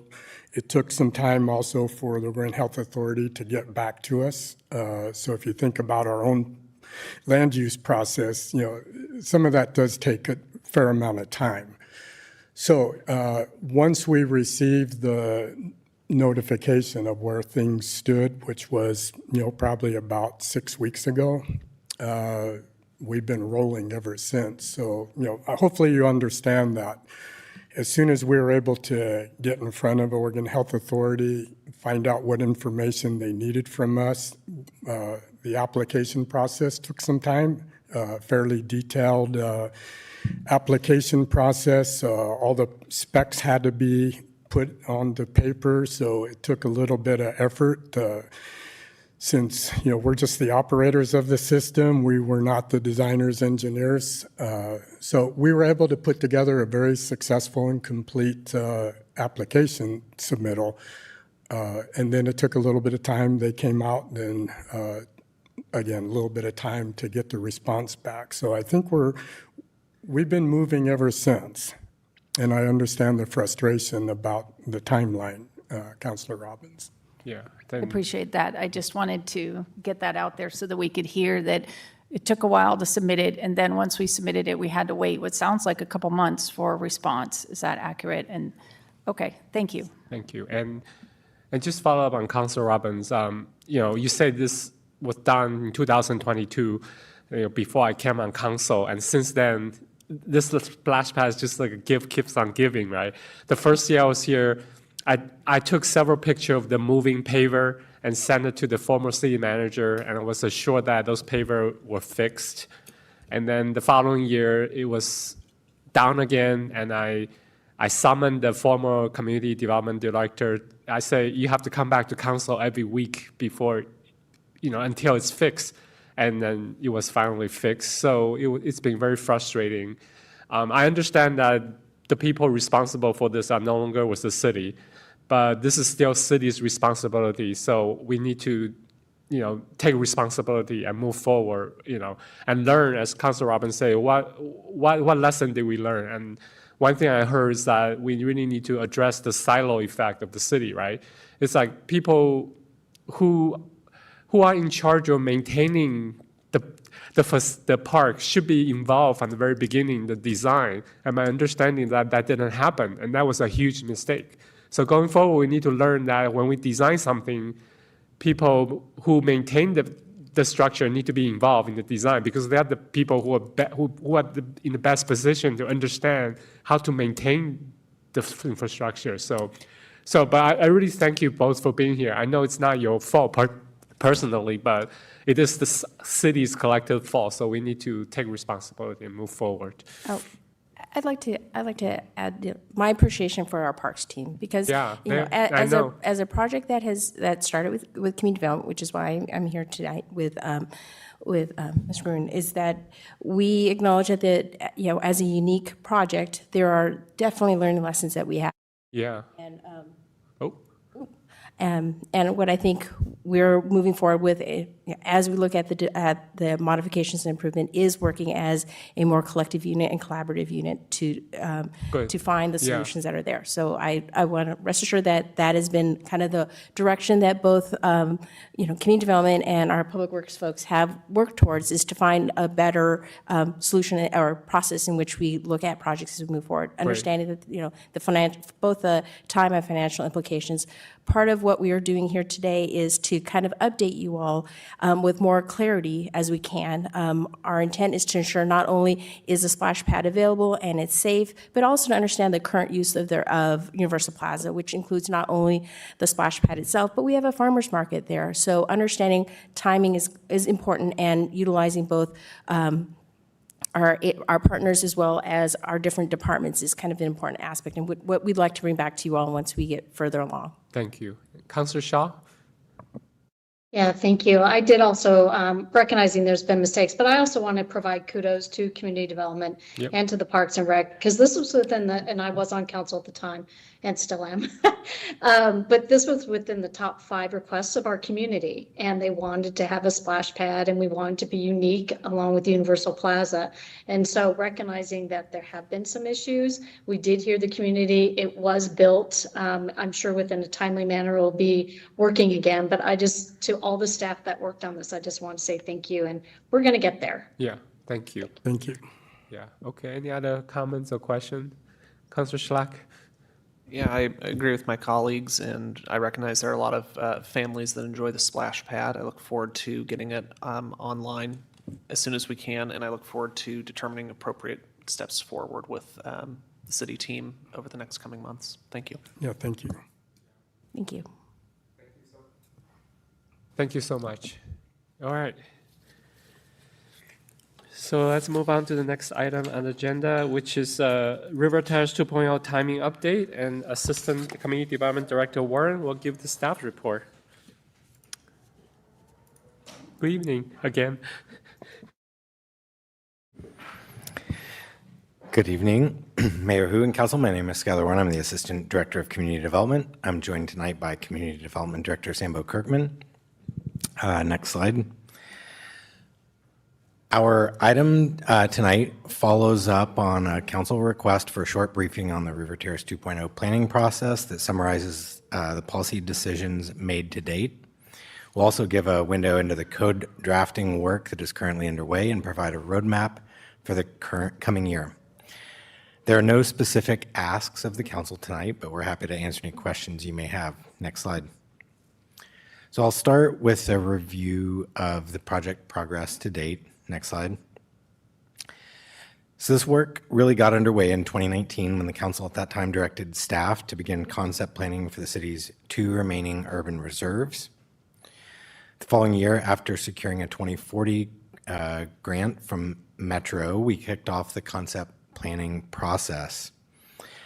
The vision statement presented here was one that was developed early in that process through the community engagement work that we did. Next slide. And I want to provide a little bit of a summary of what that engagement looked like. So we spent a lot of time working with the community to help develop that vision for how this area would develop. Some of the engagement was citywide in nature, like the survey and the public open houses. Some of it was targeted, like the advisory committees and the focus groups. Next slide. We also did quite a lot of promotion of the project and of those engagement opportunities you saw on the last slide, including a full-color printed insert in Tigard Life, as well as a video with the mayor at that time. Next slide. So there were a number of approved policies in the final concept plan, and those were used as part of the city's application to Metro for an expansion of the urban growth boundary. I'm not going to read off all of these, but I'll highlight some that provide some insight into where we are today. First, the housing policies looked to address the region's critical shortage of housing by setting a target density of 20 units per net acre across the neighborhood, and by ensuring a mix of housing types and choices to meet the community's needs. Next slide. In the transportation realm, the policies focused on ensuring that all modes were served equitably and safely. Next slide. The policies for parks and open spaces and natural resources work together to ensure that residents were served with a variety of parks and trails while protecting natural resources and maintaining habitat connectivity. Next slide. And then finally, the policies related to commercial development were focused on ensuring that there was both economic opportunity and an ability to meet the residents' daily needs without long travel. Next slide. So that group of policies were all part of the concept plan that the city used in October 2021 to apply to Metro for what was called a mid-cycle urban growth boundary expansion. And then at Metro's option, the Metro Council decided to, instead of proceeding with an expansion, to instead go forward with having their staff do an analysis that would allow for a land swap. And that was the first land swap in the region. And that had the effect of removing land that was unlikely to develop from the urban growth boundary at a roughly equivalent acreage to that was in the city's proposed addition. So that process with Metro ended up taking about 1.5 years. And in February 2023, the Metro Council voted to approve the land swap. Following that, the city negotiated with Metro to receive some grant funds to support the next phase of work. And we prepared a request for proposal to get bids from consultants who could help us with that work. And in April 2024, we were happy to be able to finally kick off the next phase of the project. Next slide. So that work, the community plan that we kicked off in 2024, like the concept plan, includes a robust community engagement effort. And over the past 2 years, we have met with standing committees made of community members, agency partners, and developers and real estate professionals. We've also held public open houses, conducted focus groups, and hosted surveys. Next slide.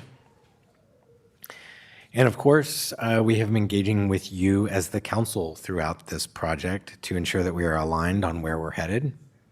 The next few slides will provide a recap of how we have further refined the policies from the concept plan as they are applied to specific plan issues.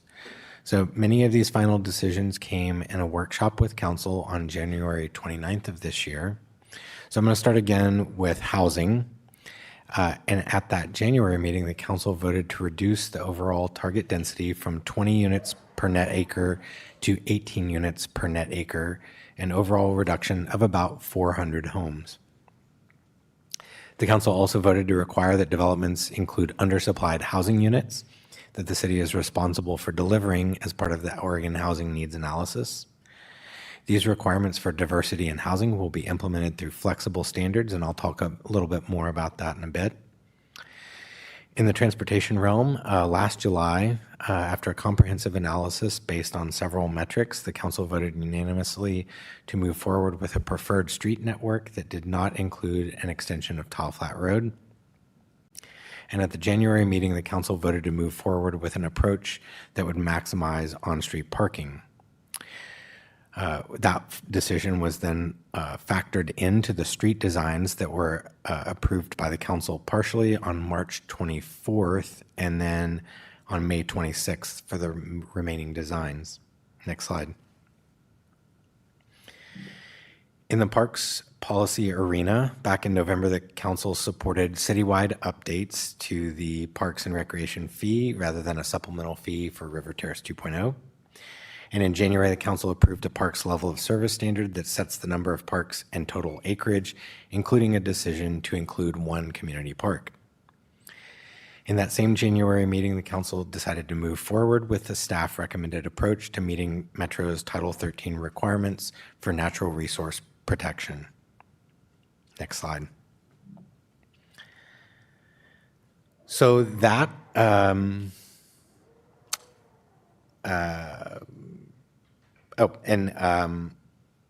we also have our finance updates.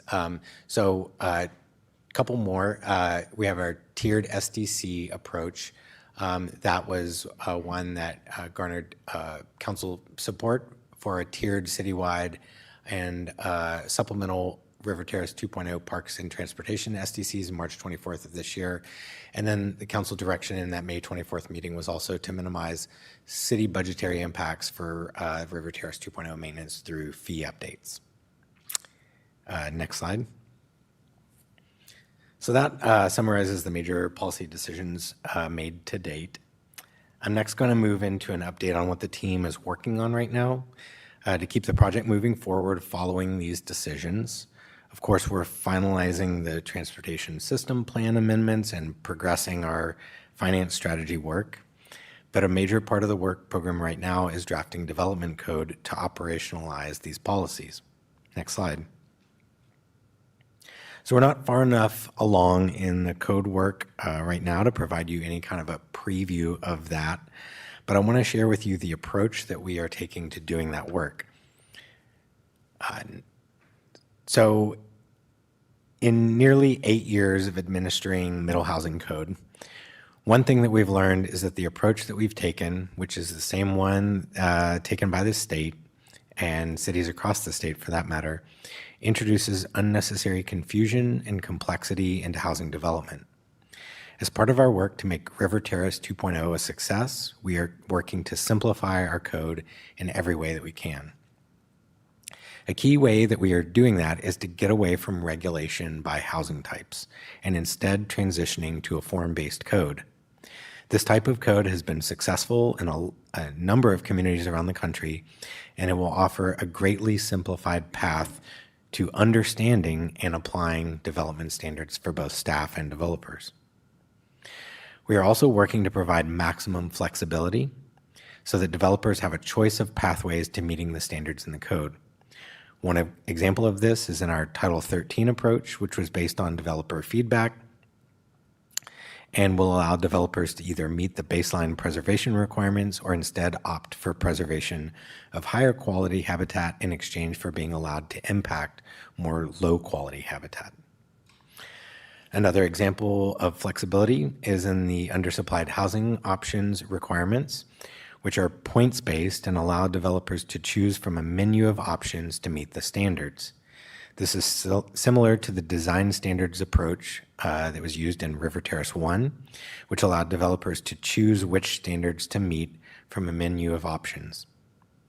And then, of course, we will be utilizing our existing code wherever possible to make things as efficient for everyone as we can. Next slide. So, on that note, a question that we sometimes get is, why can't we just use the same code from River Terrace 1? There are several reasons that we really needed to start fresh with this project. Aside from the need for greater simplicity, as I noted before, in the intervening 20 years, really since the River Terrace 1 project got underway, there have been major changes in state law. Additionally, the city is now responsible for delivering housing to meet its Oregon Housing Needs Analysis targets, which require us to find ways to require or incentivize more workforce housing units. This is also in line with the community feedback that we've received over the nearly 7 years that this work has been underway, with our residents overwhelmingly telling us that they want more housing and, more importantly, more accessible housing for the working members of our community who have been unable to find and purchase homes at a price point that meets their needs. This has also been a consistent message from council, along with other changes that don't translate well from River Terrace 1. An example of that is our right-of-way, which is generally narrower in River Terrace 2.0 than it was in River Terrace 1, and is simultaneously delivering more multi-use paths throughout the neighborhood to meet community requests. We also have a need for modernized commercial standards that encourage more standalone commercial development than was anticipated in River Terrace 1, which was mainly focused on mixed-use development. And then finally, River Terrace 1 was not subject to the Title 13 requirements imposed by Metro, and therefore did not require any regulations to comply with that part of Metro's urban growth management functional plan. Next slide. So to wrap things up, I'm going to provide a roadmap of the coming months for the project. Next slide.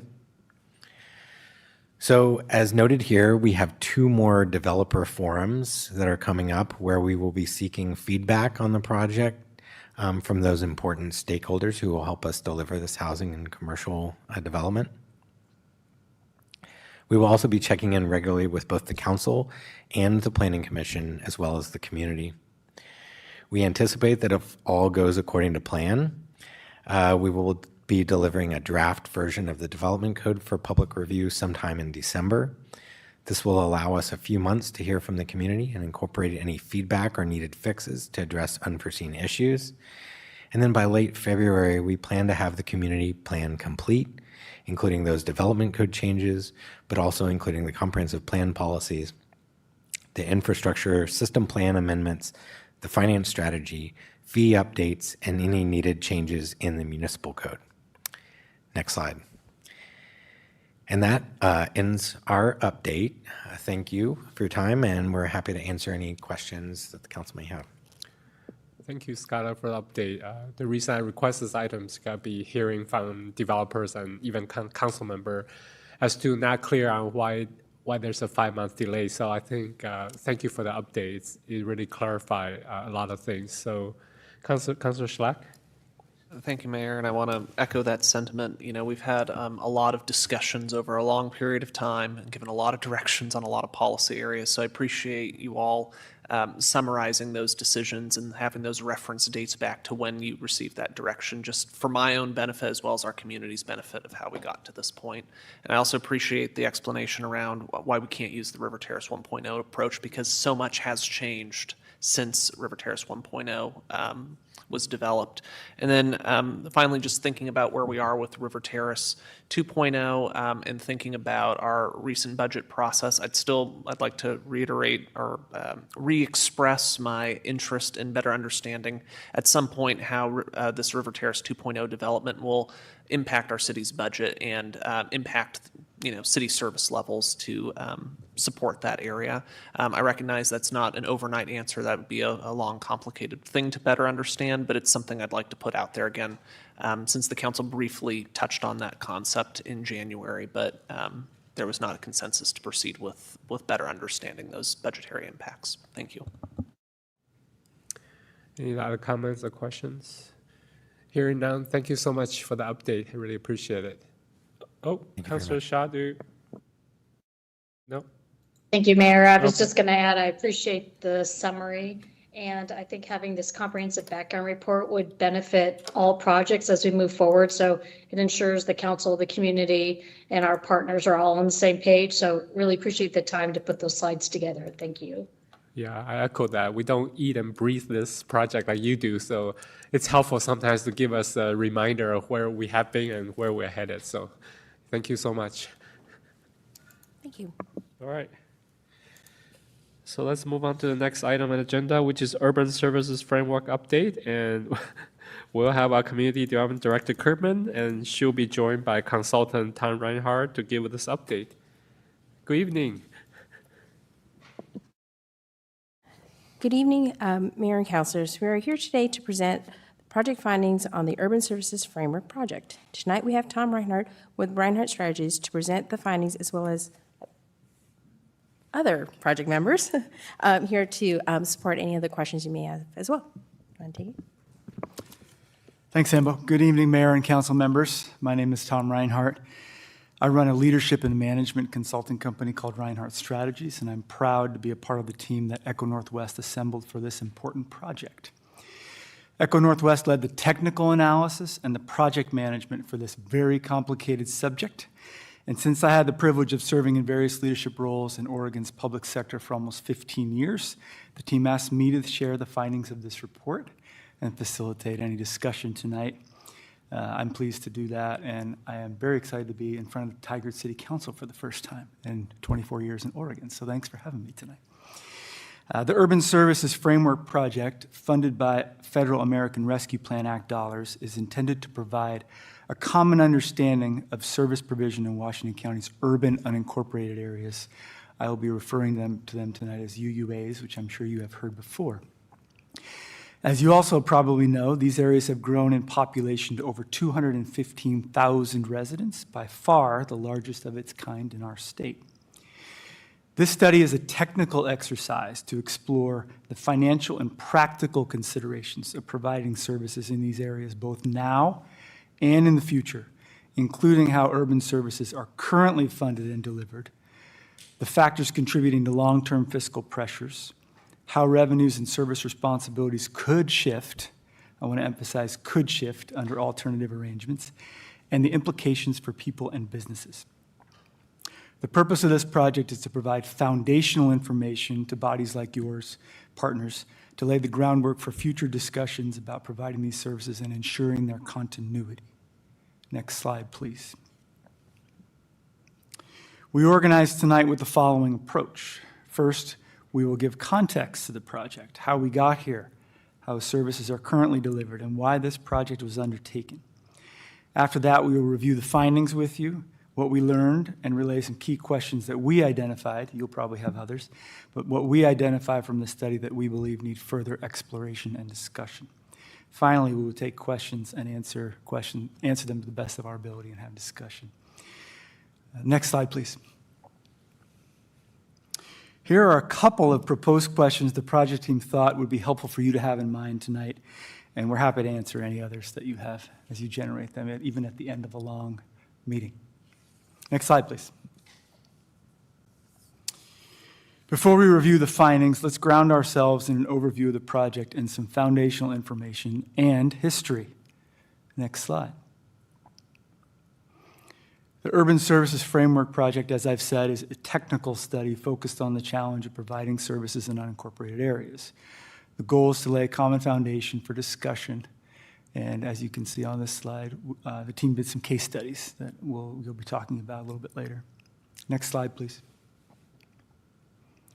As you know, these are complicated. These services are complicated, both in funding mechanisms and the fact that multiple service providers operate within the same jurisdiction. While we believe this project can be helpful to you and your partners, we are not trying to convey all the complexity in this presentation, which I'm sure you might be grateful for. Next slide, please.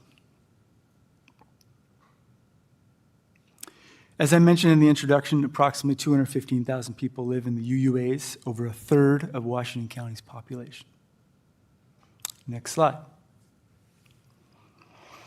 We could do an entire presentation on the UUAs. I happen to find it fascinating, but that's not the purpose of the presentation tonight. For the purpose of tonight, we just want to remind you on this slide that these areas have been in existence since the 1940s, with a significant change, of course, in the 1970s, when Oregon's land use law went into effect, creating urban growth boundaries and changing how the UUAs are managed.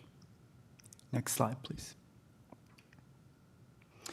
A few months ago, the consulting team had the chance to observe a meeting at the Washington County Conference Center, along with staff from both cities like Beaverton and Tigard and the county.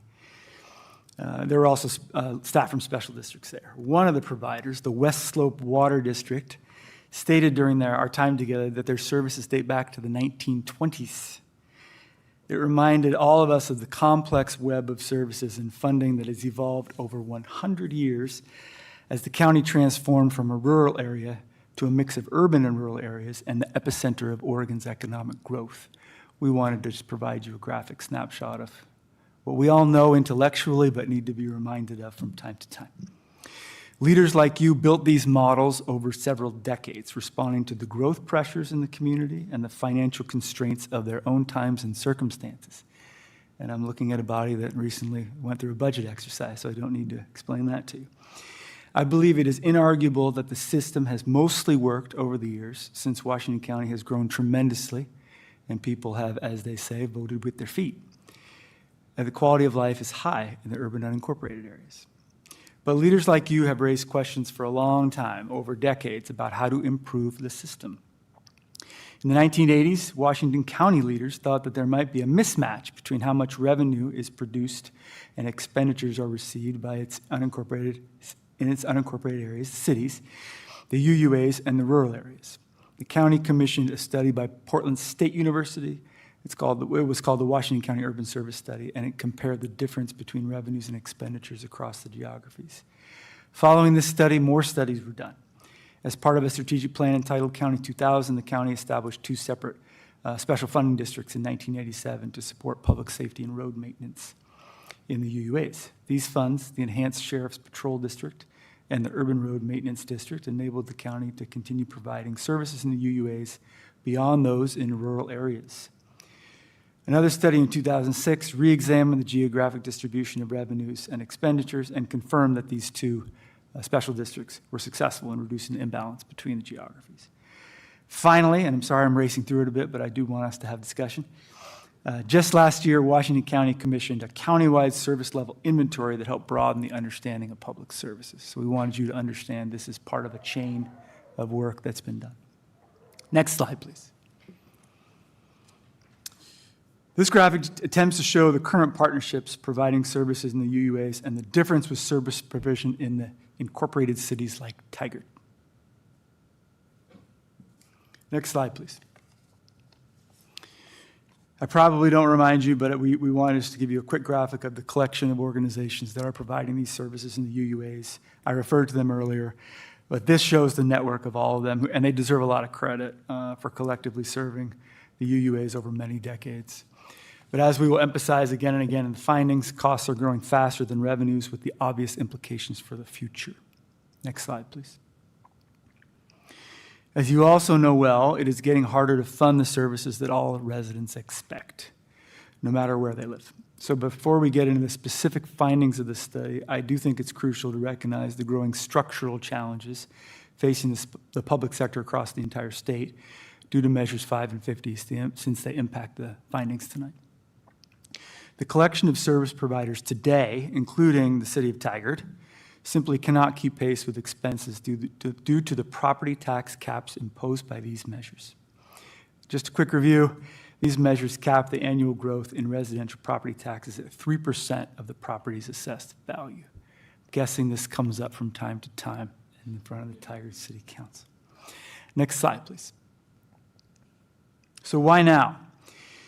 The context that we've attempted to summarize and do succinctly tonight shows why the study we are going to review with you today is timely. The team responsible for the study worked very hard to answer what it actually costs today to deliver these services, how they are funded through the current system of multiple providers, and the team also did some sample case studies to understand hypothetical scenarios, and I want to emphasize hypothetical, to further the public sector's understanding of your options in the future.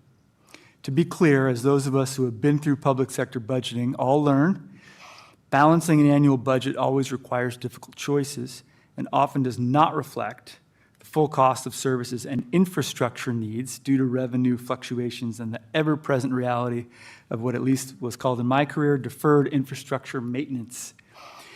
The study uses the term cost to reference projected obligations and needs, and we'll come back to that. Next slide, please. I want to very quickly cover what the study is and what it isn't before we dive in. This is a research project, and like all research projects, it naturally taps into people's assumptions about any discussions that are thought to have a chance at leading to change, regardless of the intent. So I want to emphasize this is a current snapshot of the services in the UUAs. And of course, like I've said, the cost of providing them, and with sample case studies to enhance our understanding. It is not a recommendation or an action proposal. So while we use some specifics and some hypotheticals, we don't want people to think that we are proposing any direct action. Next slide, please. So with the foundation laid, which we hope was helpful for very busy people like you with lots of information coming at you each day, and I've only been here for 35 minutes, and there's a lot coming at you. Let's get to it. Next slide. What we studied, the project evaluated specific urban services that are required under Oregon state law and under the county's control, under Washington County's control. Roads, sanitary sewer and stormwater, parks, Metzger Park only, law enforcement, and planning and development. The areas you see on the screen, identified by the diagonal lines, and guessing the ones in red towards the bottom will be most interesting to this body, were chosen because they are locations where the services differ from rural areas. And finally, show examples of where the service provider could change in the event of an agreed-upon boundary change. Next slide, please. Here's a breakdown of the services reviewed in the study and what was not included for the reasons I just mentioned. Give you a chance just to take that in there. Okay, next slide, please. To summarize the overall findings before I go into the specific differences for Washington County and the partner cities, Beaverton and Tigard, since the spirit of the study is how the county can ensure continuity of services to residents in the UUAs, we thought it was important to give an overall summary first and then give you nuances for the different jurisdictions. So as you will no doubt not be surprised about, this is complex and has multiple funding sources. It's very hard to track, and so the study provides a really good snapshot of that. Current funding generally is adequate, but will likely not keep pace. The boundary shift study produced a mix of projected results, different for the county and for the cities. And the Metzger area, you won't be surprised probably also to learn, is an outlier and will require more discussion and analysis. Next slide, please. Key findings for the county as a whole. UUAs are funded mostly through dedicated revenues, again, built up with a patchwork of initiatives and providers over many decades, but not the general fund. So it's a little bit surprising to some of the team members, the impact on the general fund was not as significant as expected. The system is working pretty well, but long-term revenue and expense mismatch poses a severe and significant risk. A boundary change would shift responsibilities and funding, any boundary change, but no big changes to the county's general fund. Many unknowns still remain, particularly in terms of potential transitions, operation management differences, distinct approaches to asset management, which I'm guessing this body is aware of, and finance and how people think about that in the different jurisdictions. And what shifting law enforcement service boundaries would truly mean for services is an unknown, and we can talk more about that in discussion. Next slide, please. Last slide in terms of what we learned about the county as a whole. This just illustrates the difference between obligations or costs outpacing revenue projections in law enforcement and road maintenance. These are numbers used from the government partners directly, and we thought it was important for you to see, again, the mismatch in revenues and costs in the study areas alone. This isn't for the county as a whole, just the study areas. And the 0.3% that detailed people will notice above the 3.3% on the screen there was added because of infill and development projections in the study area. So it's a little bit higher because of projected growth. Next slide, please. So for the cities, the study areas, the findings tell a different story for the cities. For the areas where Washington County has an urban planning area agreement with the city of Beaverton, the key point for you to know is that economies of scale matter. They have a huge impact. And anybody who's studied economics in school will probably be thinking all about economies of scale here in this section. In the hypothetical that a boundary change was agreed upon with Beaverton, new revenues generated for the city would exceed projected costs, at least using the numbers from the partners shared with the project. This can mostly be attributed to Beaverton's tax rate and economies of scale in government service infrastructure, what already exists in the city operations. Give me another minute to take that in. We can come back to slides too if people want to come back and discuss. Because we're on this slide. Yeah, please, Counselor, yeah. And I know the answer, but I think for the public record, it's a really poignant thing to say. Would you share what our, I know what our rate is. Our rate is $2.51 and 31 cents. I think Beaverton's is $4.34 or? Tax rate. Does anyone know? Kimmy's looking it up. Can we come back to that at the end? Yeah, because I didn't come with that tax rate. Yeah, it's a piece, and it's volume, and it's market assessed value. It's all those things, and just wanted to do my 550 one more time. All right. So thank you. Thanks, Counselor. Okay, or should I address you as Council President? I'm sorry. Okay, thank you. Council President, all right. Okay, so for Beaverton, and let's go to Tigard. Next slide, please. So for the city of Tigard, as you can see, with your specific tax rate, and Council will beat us to this, and smaller government, does not have the same ratio of revenues to costs, with revenue and costs more closely matching in the Bull Mountain area and mismatched for Metzger. So different story for the city of Tigard for the reasons that I mentioned. And so it's pretty clear from the study. Next slide, please. Another important element in terms of the findings in the cities, the team believes is important to point out that there's a difference in terms of what cities provide, incorporated cities, and then what the county can provide in a much more limited manner in the UUAs or is not providing at all. And this is often not recognized, so we think it should be, and we'll talk more about a resource that was developed during part of this project at the very end that we think will be really helpful. Next slide, please. This is one of my favorite things to think about, and I like to go deep into this, so hopefully we'll have some questions about that. The findings raise questions and create opportunities for expanding partnerships through the existing agreements that cities like Tigard have with the county, and roads jump out as an area for better understanding about how any change could improve services. And so there's lots of things to be thought through here that came up with the study team and your staffs. Legally, in the hypothetical of a boundary change or annexation, of course, this needs to be recognized. Any change of this nature is governed by state statute, which clearly outlines what entity can initiate this process and how that could occur. That is very clearly spelled out. And so we just wanted to put out there that as ideas are percolating, when the final report is issued and you're talking about your staffs, these things are things that should be considered and recognized. Next slide, please. So what does all this mean? We're going to talk more about that hopefully in the Q&A and discussion, but like many challenges before you each day, the findings don't point towards a single solution. There aren't easy paths here. We believe the study and its findings should be interpreted, again, as like I said in the intro, as a valuable current state assessment, clarifying the financial pressures and discovering that changing service providers does not necessarily equate to cost savings, since there are differences in each area. To ensure continuity of services, if current revenue trends continue, this study points towards a need for much tighter coordination and decision-making between you and your partners about the path to take. There's lots of trade-offs to be discussed. Next slide, please. The team also identified issues for further evaluation that came up. That while the study has been extensive, things did come up that we believe require more work if you and Beaverton and the county wanted to move forward in any way. So most of them fall into the public safety and infrastructure subject areas. It's very complicated.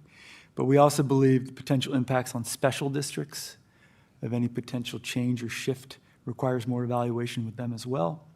So as you continue discussion with partners, we also found that the urban service agreements that you have would need updates to pursue changes that you desire. I hope I didn't miss anything. Sambo's not writing down and needs me to do. Next steps before we go into discussion. Next slide, please. So as someone that served in the public sector for a long time, I was very impressed that the team came up with what is being called an Urban Services 101 lookbook. And it lays out all the different services in a very graphically and much more attractive way than I used to use. So kudos to the entire team, particularly Kimmy Sloop from Washington County back here and Sambo and others that put that together. We believe that it should be used extensively with staffs and partners to continue to enhance understanding about how this entire system works. So we believe that is a strong next step for the project. Obviously, once the final report is issued, staff will be going through that with you and digging into any further questions that raises with you and your team. Next slide, please. So back to what we presented at the outset. We proposed a couple of framing questions, and hoping that you will have others. But we would love to hear what you think and any follow-up questions that you have for the team. Thank you. We did get a follow-up answer from Kimmy. Beaverton's tax rate is 4.618. 4.618, yes. And they have a park district on top of that. They have a park district on top of that. They have a park district, and there are no local options currently. Yeah. Okay, councilors, any questions? Go ahead, Councilor Schlack. Thank you, Mayor, and thank you for the presentation tonight. The first time I heard about the Urban Service Area Project, I was really fascinated by it. So I find this really interesting. I look forward to seeing how this progresses, just from my own intellectual curiosity, but also because I think this is a glimpse into the future that we may have as a county and as a local government. And I just want to say that, from my perspective about sort of the information I would need to know as a council member considering these options moving forward is not just how this would impact the city and benefit the city, but how this would actually benefit the residents in those UUAs. And I'll just be totally candid. My family lived in that, in the Bull Mountain area. I grew up in the Bull Mountain area. I know plenty of people who were around during the previous annexation attempts. And basically it comes down to, for a lot of those residents, including my own dad, why would I pay city taxes if it's not going to materially change my sort of living experience there? And that's kind of really important for me to consider if this would involve, local ballot measures for those residents to consider annexing into the city. So just want to put that out there up front. Thank you. Council President Wolf. Yeah, I'll be brief. I agree. Thank you, Councilor Schlack, because that's what I was thinking, how that will play out, certainly with our residents and our voters in the area. And then for me, it is the financial struggle, right? How does this, we just went through a very difficult and emotional budget process. We're certainly not just through it. So that's always weighing heavily in my thoughts on how does this pencil out for us to do the services we need to provide. Thank you, Mayor. Thank you. For me, I appreciate Council President Wolf and Councilor Schlack thinking about other committee members. But for me, I really focus on Tiger, right? Because thank you for flagging that, boundary change in potential boundary change in Metzger. We need to approach it carefully from Tiger's perspective. So I really appreciate that. So, so I appreciate further guidance. I think that's my main concern is the Metzger area. So, great. Councilor Robbins, do you have something? Yeah, just really quick. I appreciate this a lot. It's interesting. It would be nice, some of what you looked at, like law enforcement and streets and roads and parks, it would be great to have people who use those services also be paying for the maintenance of them, but that might be hard to convince the residents of that. The presentation, I don't want to say misleading, but it feels a little in that it looks like we would be better off if we, as Tigard as a whole monetarily, if we were able to annex the rest of Bull Mountain. But everything that we kind of learned in the most recent budget was more houses means less money for general fund, right? And that houses cost the city a lot of money, and maybe because they're already developed. So could you speak a little bit to that? Because in the executive summary, it says something about the annexation would help the general fund for the county. And I would like a comment or two about how annexation would help Tigard's general fund or hurt or affect in whatever way. I think I'd point out that part of the study wasn't to garner a recommendation one way or the other. It was really a matter of taking all the different revenue options. And so if we go back to the slide, few more. Which one are you looking for? I'm looking for the Tigard slide. Actually, starting with the Beaverton slide. Oh, okay, one more. Perfect. Right there. Yeah. Right there. So I think what the takeaway here was to kind of understand that, yes, there is revenue associated. We also understand that there are other implications that we weren't studying in the project itself. But I think it was being able to examine what does it look like for Tigard versus Beaverton. And the answer isn't straight up, Bull Mountain is going to be providing adequate funding to address the issues of the general fund for the city. It's more along the lines of, if you look at Beaverton's and understanding what obligations there would be in relation to revenues, there's a significant delta to that. Now, going to the next slide. The important part is there isn't much here. So that is something for any council at the time of reviewing an annexation to consider. That if there may be new obligations that we have, there is some additional revenues, but we haven't factored all obligations. We are taking basically a snapshot in time because, things like actual infrastructure conditions itself may have a larger impact on what the obligations may be. We tried our best to factor in, considerations of what the conditions are now. And so there's more to the discussion. But I think what the study allows us to see is that in newer areas, there is a slight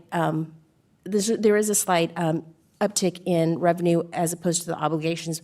But again, with looking at Metzger here, it just allows us to understand that there's more to a conversation than just, is it something that the property owners are interested in? Is it something that will, is it a one-for-one in usage of our parks? There's large elements to it. And so I would like to express that it is an indication, it was intended to be an opportunity for us to see what information we can provide the councils that at least will give you a sense. And may it be for this council or another body in years to come, the lookbook was an opportunity to unpack what layers there are when it comes to services that are provided. Counselor, can I speak to you? Mayor, is it okay if I speak to that? Oh, one? please. Okay. So, Counselor, I want to make sure that I give you a little bit of background on how much discussion there was among the team about this presentation, because we in no way wanted to mislead or make these things seem easy. And that's why I tried to point out, and apologies if I didn't articulate it well, that different jurisdictions view asset condition and what obligations are very differently. And as someone that used to manage public sector, including large cities, you go to city, and there's a much different view of what taking care of the roads in terms of asset management means. So we put up, in terms of the study areas, the best we could with the data given to us by the cities. But that doesn't mean in a jurisdiction-to-jurisdiction conversation that your team might feel very differently about what that bar graph is for the next 20 years. So that's what we were trying to say around, this is a snapshot. If people did want to move forward on any discussions, you'd have to dig into that, because any discussion of a transfer requires folks to be very clear about what's being measured and what so I just want to make sure you understood we did take that very seriously and in no way wanted to mislead. But we wanted to give you some indication of, with the numbers that we have, here's how the snapshot came out. I appreciate that, and I do understand the complexity and just imagining like changes in staffing to the police department, and, Right. and then the sheriff's department comes down. But more so, I wonder sometimes if we, because this presentation is going to be on our city website and anyone can pull it up, which is excellent. But I want to make sure that those people also know that Right. it's much more complex. Thank you. Councillor Shaw? Thank you, Mayor. I just want to say thank you for highlighting Metzger and that as a potential discussion down the road that needs further investigation and a deeper dive into the information, and appreciate my colleagues' comments on this and the staff's work. Thank you. Thank you. Well, thank you, Tom, and thank you again, Sambo, for the presentation. We really appreciate it. Looking forward to more updates on this. All right. Thank you.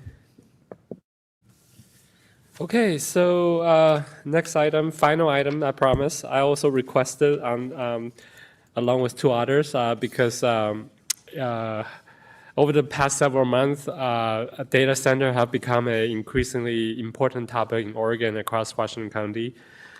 So my understanding is that Tiger's current development code does not treat data center as a distinct land use.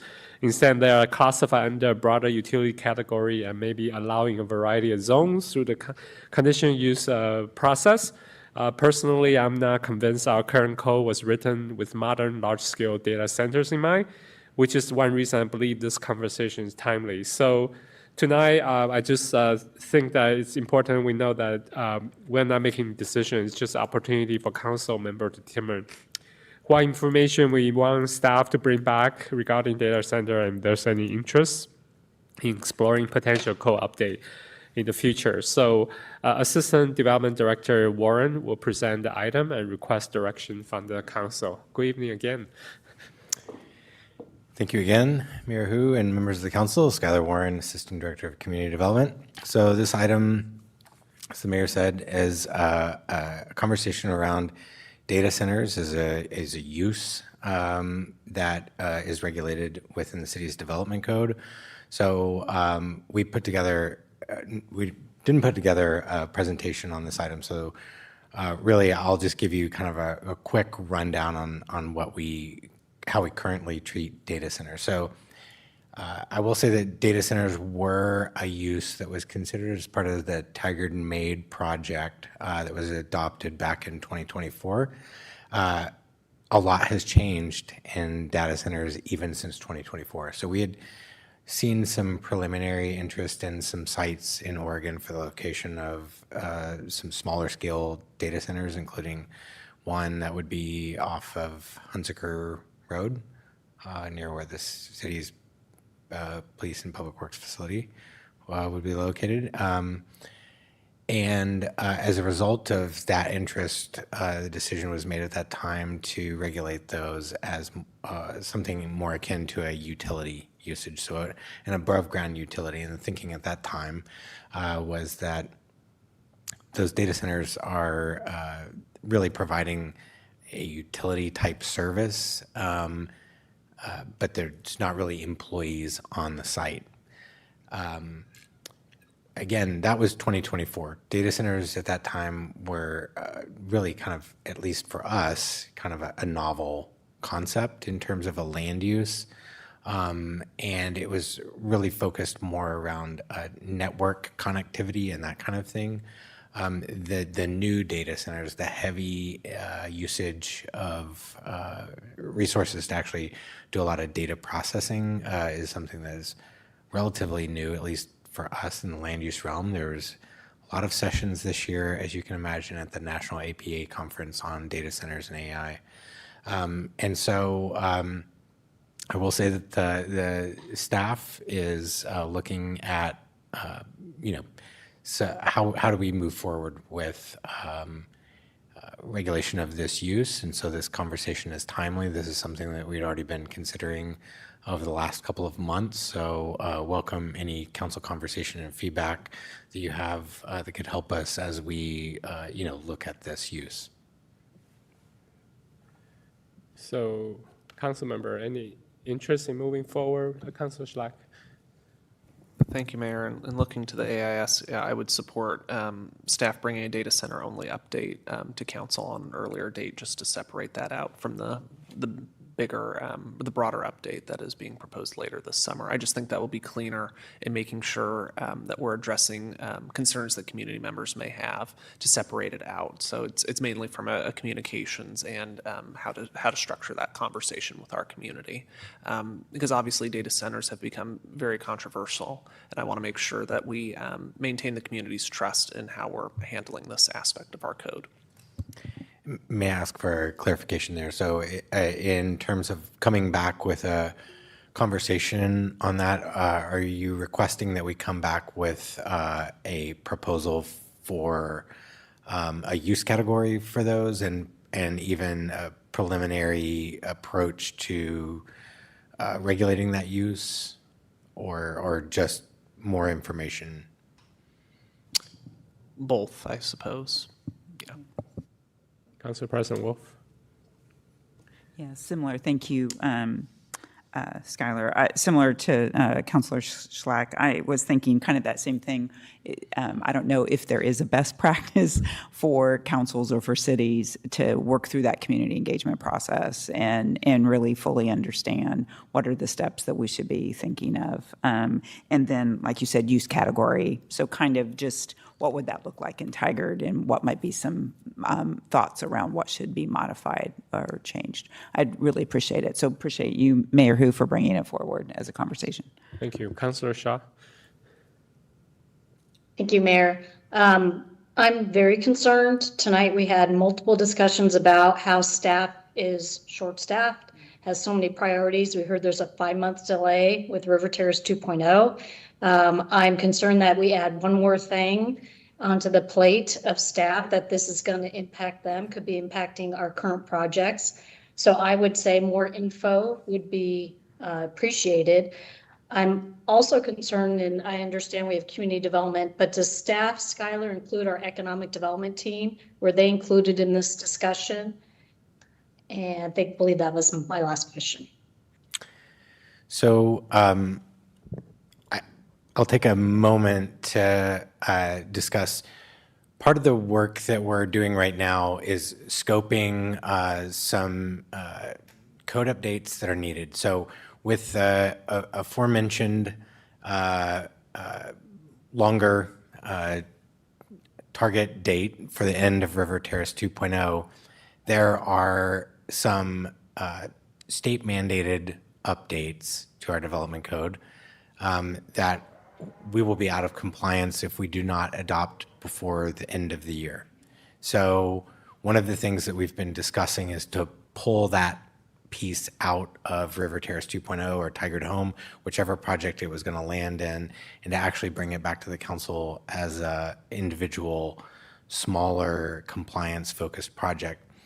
And we have heard, per the council's request when we adopted the Tigard Made Code, to continually get updates from the community, both economic development and from the business owners here about how the Tigard Made Code is working. I'd say one of the things that we're finding is that our use categories are not quite functioning as intended. As council knows, when we did the Tigard Made Code updates, we consolidated a lot of our use categories, which is why data centers did not end up in their own use category. They just got put into an existing use category. What we're finding is that in some cases, that consolidation of use categories is actually proving to be a little bit of a hindrance for businesses being able to locate here. And so what we discussed was, we know that River Terrace 2.0, Tigard Home, and Downtown Reimagined all are relying on use categories that are reasonably solid in order to be able to make their own policy recommendations and code updates in those projects. And so one of the things that we've also been considering is bringing a smaller use category update that would be included with that compliance project. So this is in the very early stages of formation. I want to emphasize that it's not necessarily a new project. It's more a partitioning, if you will, of an existing effort that would be taken up in one of the other code projects that you've been updated on. And instead of going with one of those code projects, it would go with as a standalone project. So, we, like I said, are in the early stages. We have had conversations with our economic development staff. As we get closer to any kind of concrete proposal, we definitely will be coordinating with our colleagues there, as well as in other departments, to just make sure that we're capturing anything that they've seen or any opportunities that we may have to increase our economic development opportunities. Thank you, Skylar. I appreciate that. I just want to make sure the teams are all working together. And I was concerned about staff's time, but it sounds like you and your fellow staff have enough time to have this on the docket along with all other projects. So unless I've misread that, that's what I've heard. We are definitely short-staffed for all of the long-range projects that we have. But like I said, this is one that is really peeling out work that is already being done in those other projects and just running through a separate legislative process, and to take the burden off of our other staff who definitely do not have time to run this project. I would be taking this one on the legislative side. Thank you. Councilor Galusi. Thank you, Mayor, and thank you for bringing this forward overall. I mean, based on everything that I know today, I want to make sure that we're not creating that perception of wanting to attract or accommodate big data centers here. I am mindful of the concerns of our community and, our staff, and things that are being raised around here, specifically about things like consumption, the fact that if we do have that, it's not necessarily going to increase employment and things like that here within our city. Overall, I wouldn't necessarily support dedicating additional staff time to standalone data center discussion. If the staff's already planning to address the use classification as a part of upcoming compliance-focused code projects and things like that, that's different. But you have a certain amount of time, and I would be disinclined to encourage land use that I'm not supportive overall. So if it's a part of everything else in the other land use that you're wanting to put together, that's one discussion versus dedicating time and trying to encourage the use here for just data centers. So are you for or against? I don't understand what you're saying. I don't want a dedicated discussion for data centers. If it's a part of an overall rehaul or changing the way that we're going to be talking about land use, then that's fine, but I don't want staff time to be spent on something that I don't want. All right, so it's a no. No. Okay, Councilor Robbins. Thank you. Thank you for this information. It is very high profile right now, and I appreciate you and your staff taking the time to proactively look into this. I think that 2 months into late summer, early fall, 2 to 3 months is not too long to wait. With the other staffing restrictions that we have, we made a commitment last year to staff that whenever we asked for something new, we would be mindful that something else might have to be taken away. And so with we just had an update on River Terrace and why is this taking so long, and all the complex stuff we're working on, I would be willing to wait until it was brought up more thoroughly in a comprehensive code compliance at the end of the summer. But I do appreciate it. I do think it's important. If you were to come back and say, well, actually, we did get an application for somebody that wants to develop a data center, then certainly we would either want to put that on hold or have the discussion earlier. But if we don't have anybody right now saying, hey, I want to build a data center, I think we can wait for the comprehensive report. Okay. Youth Councilor, you have anything to say?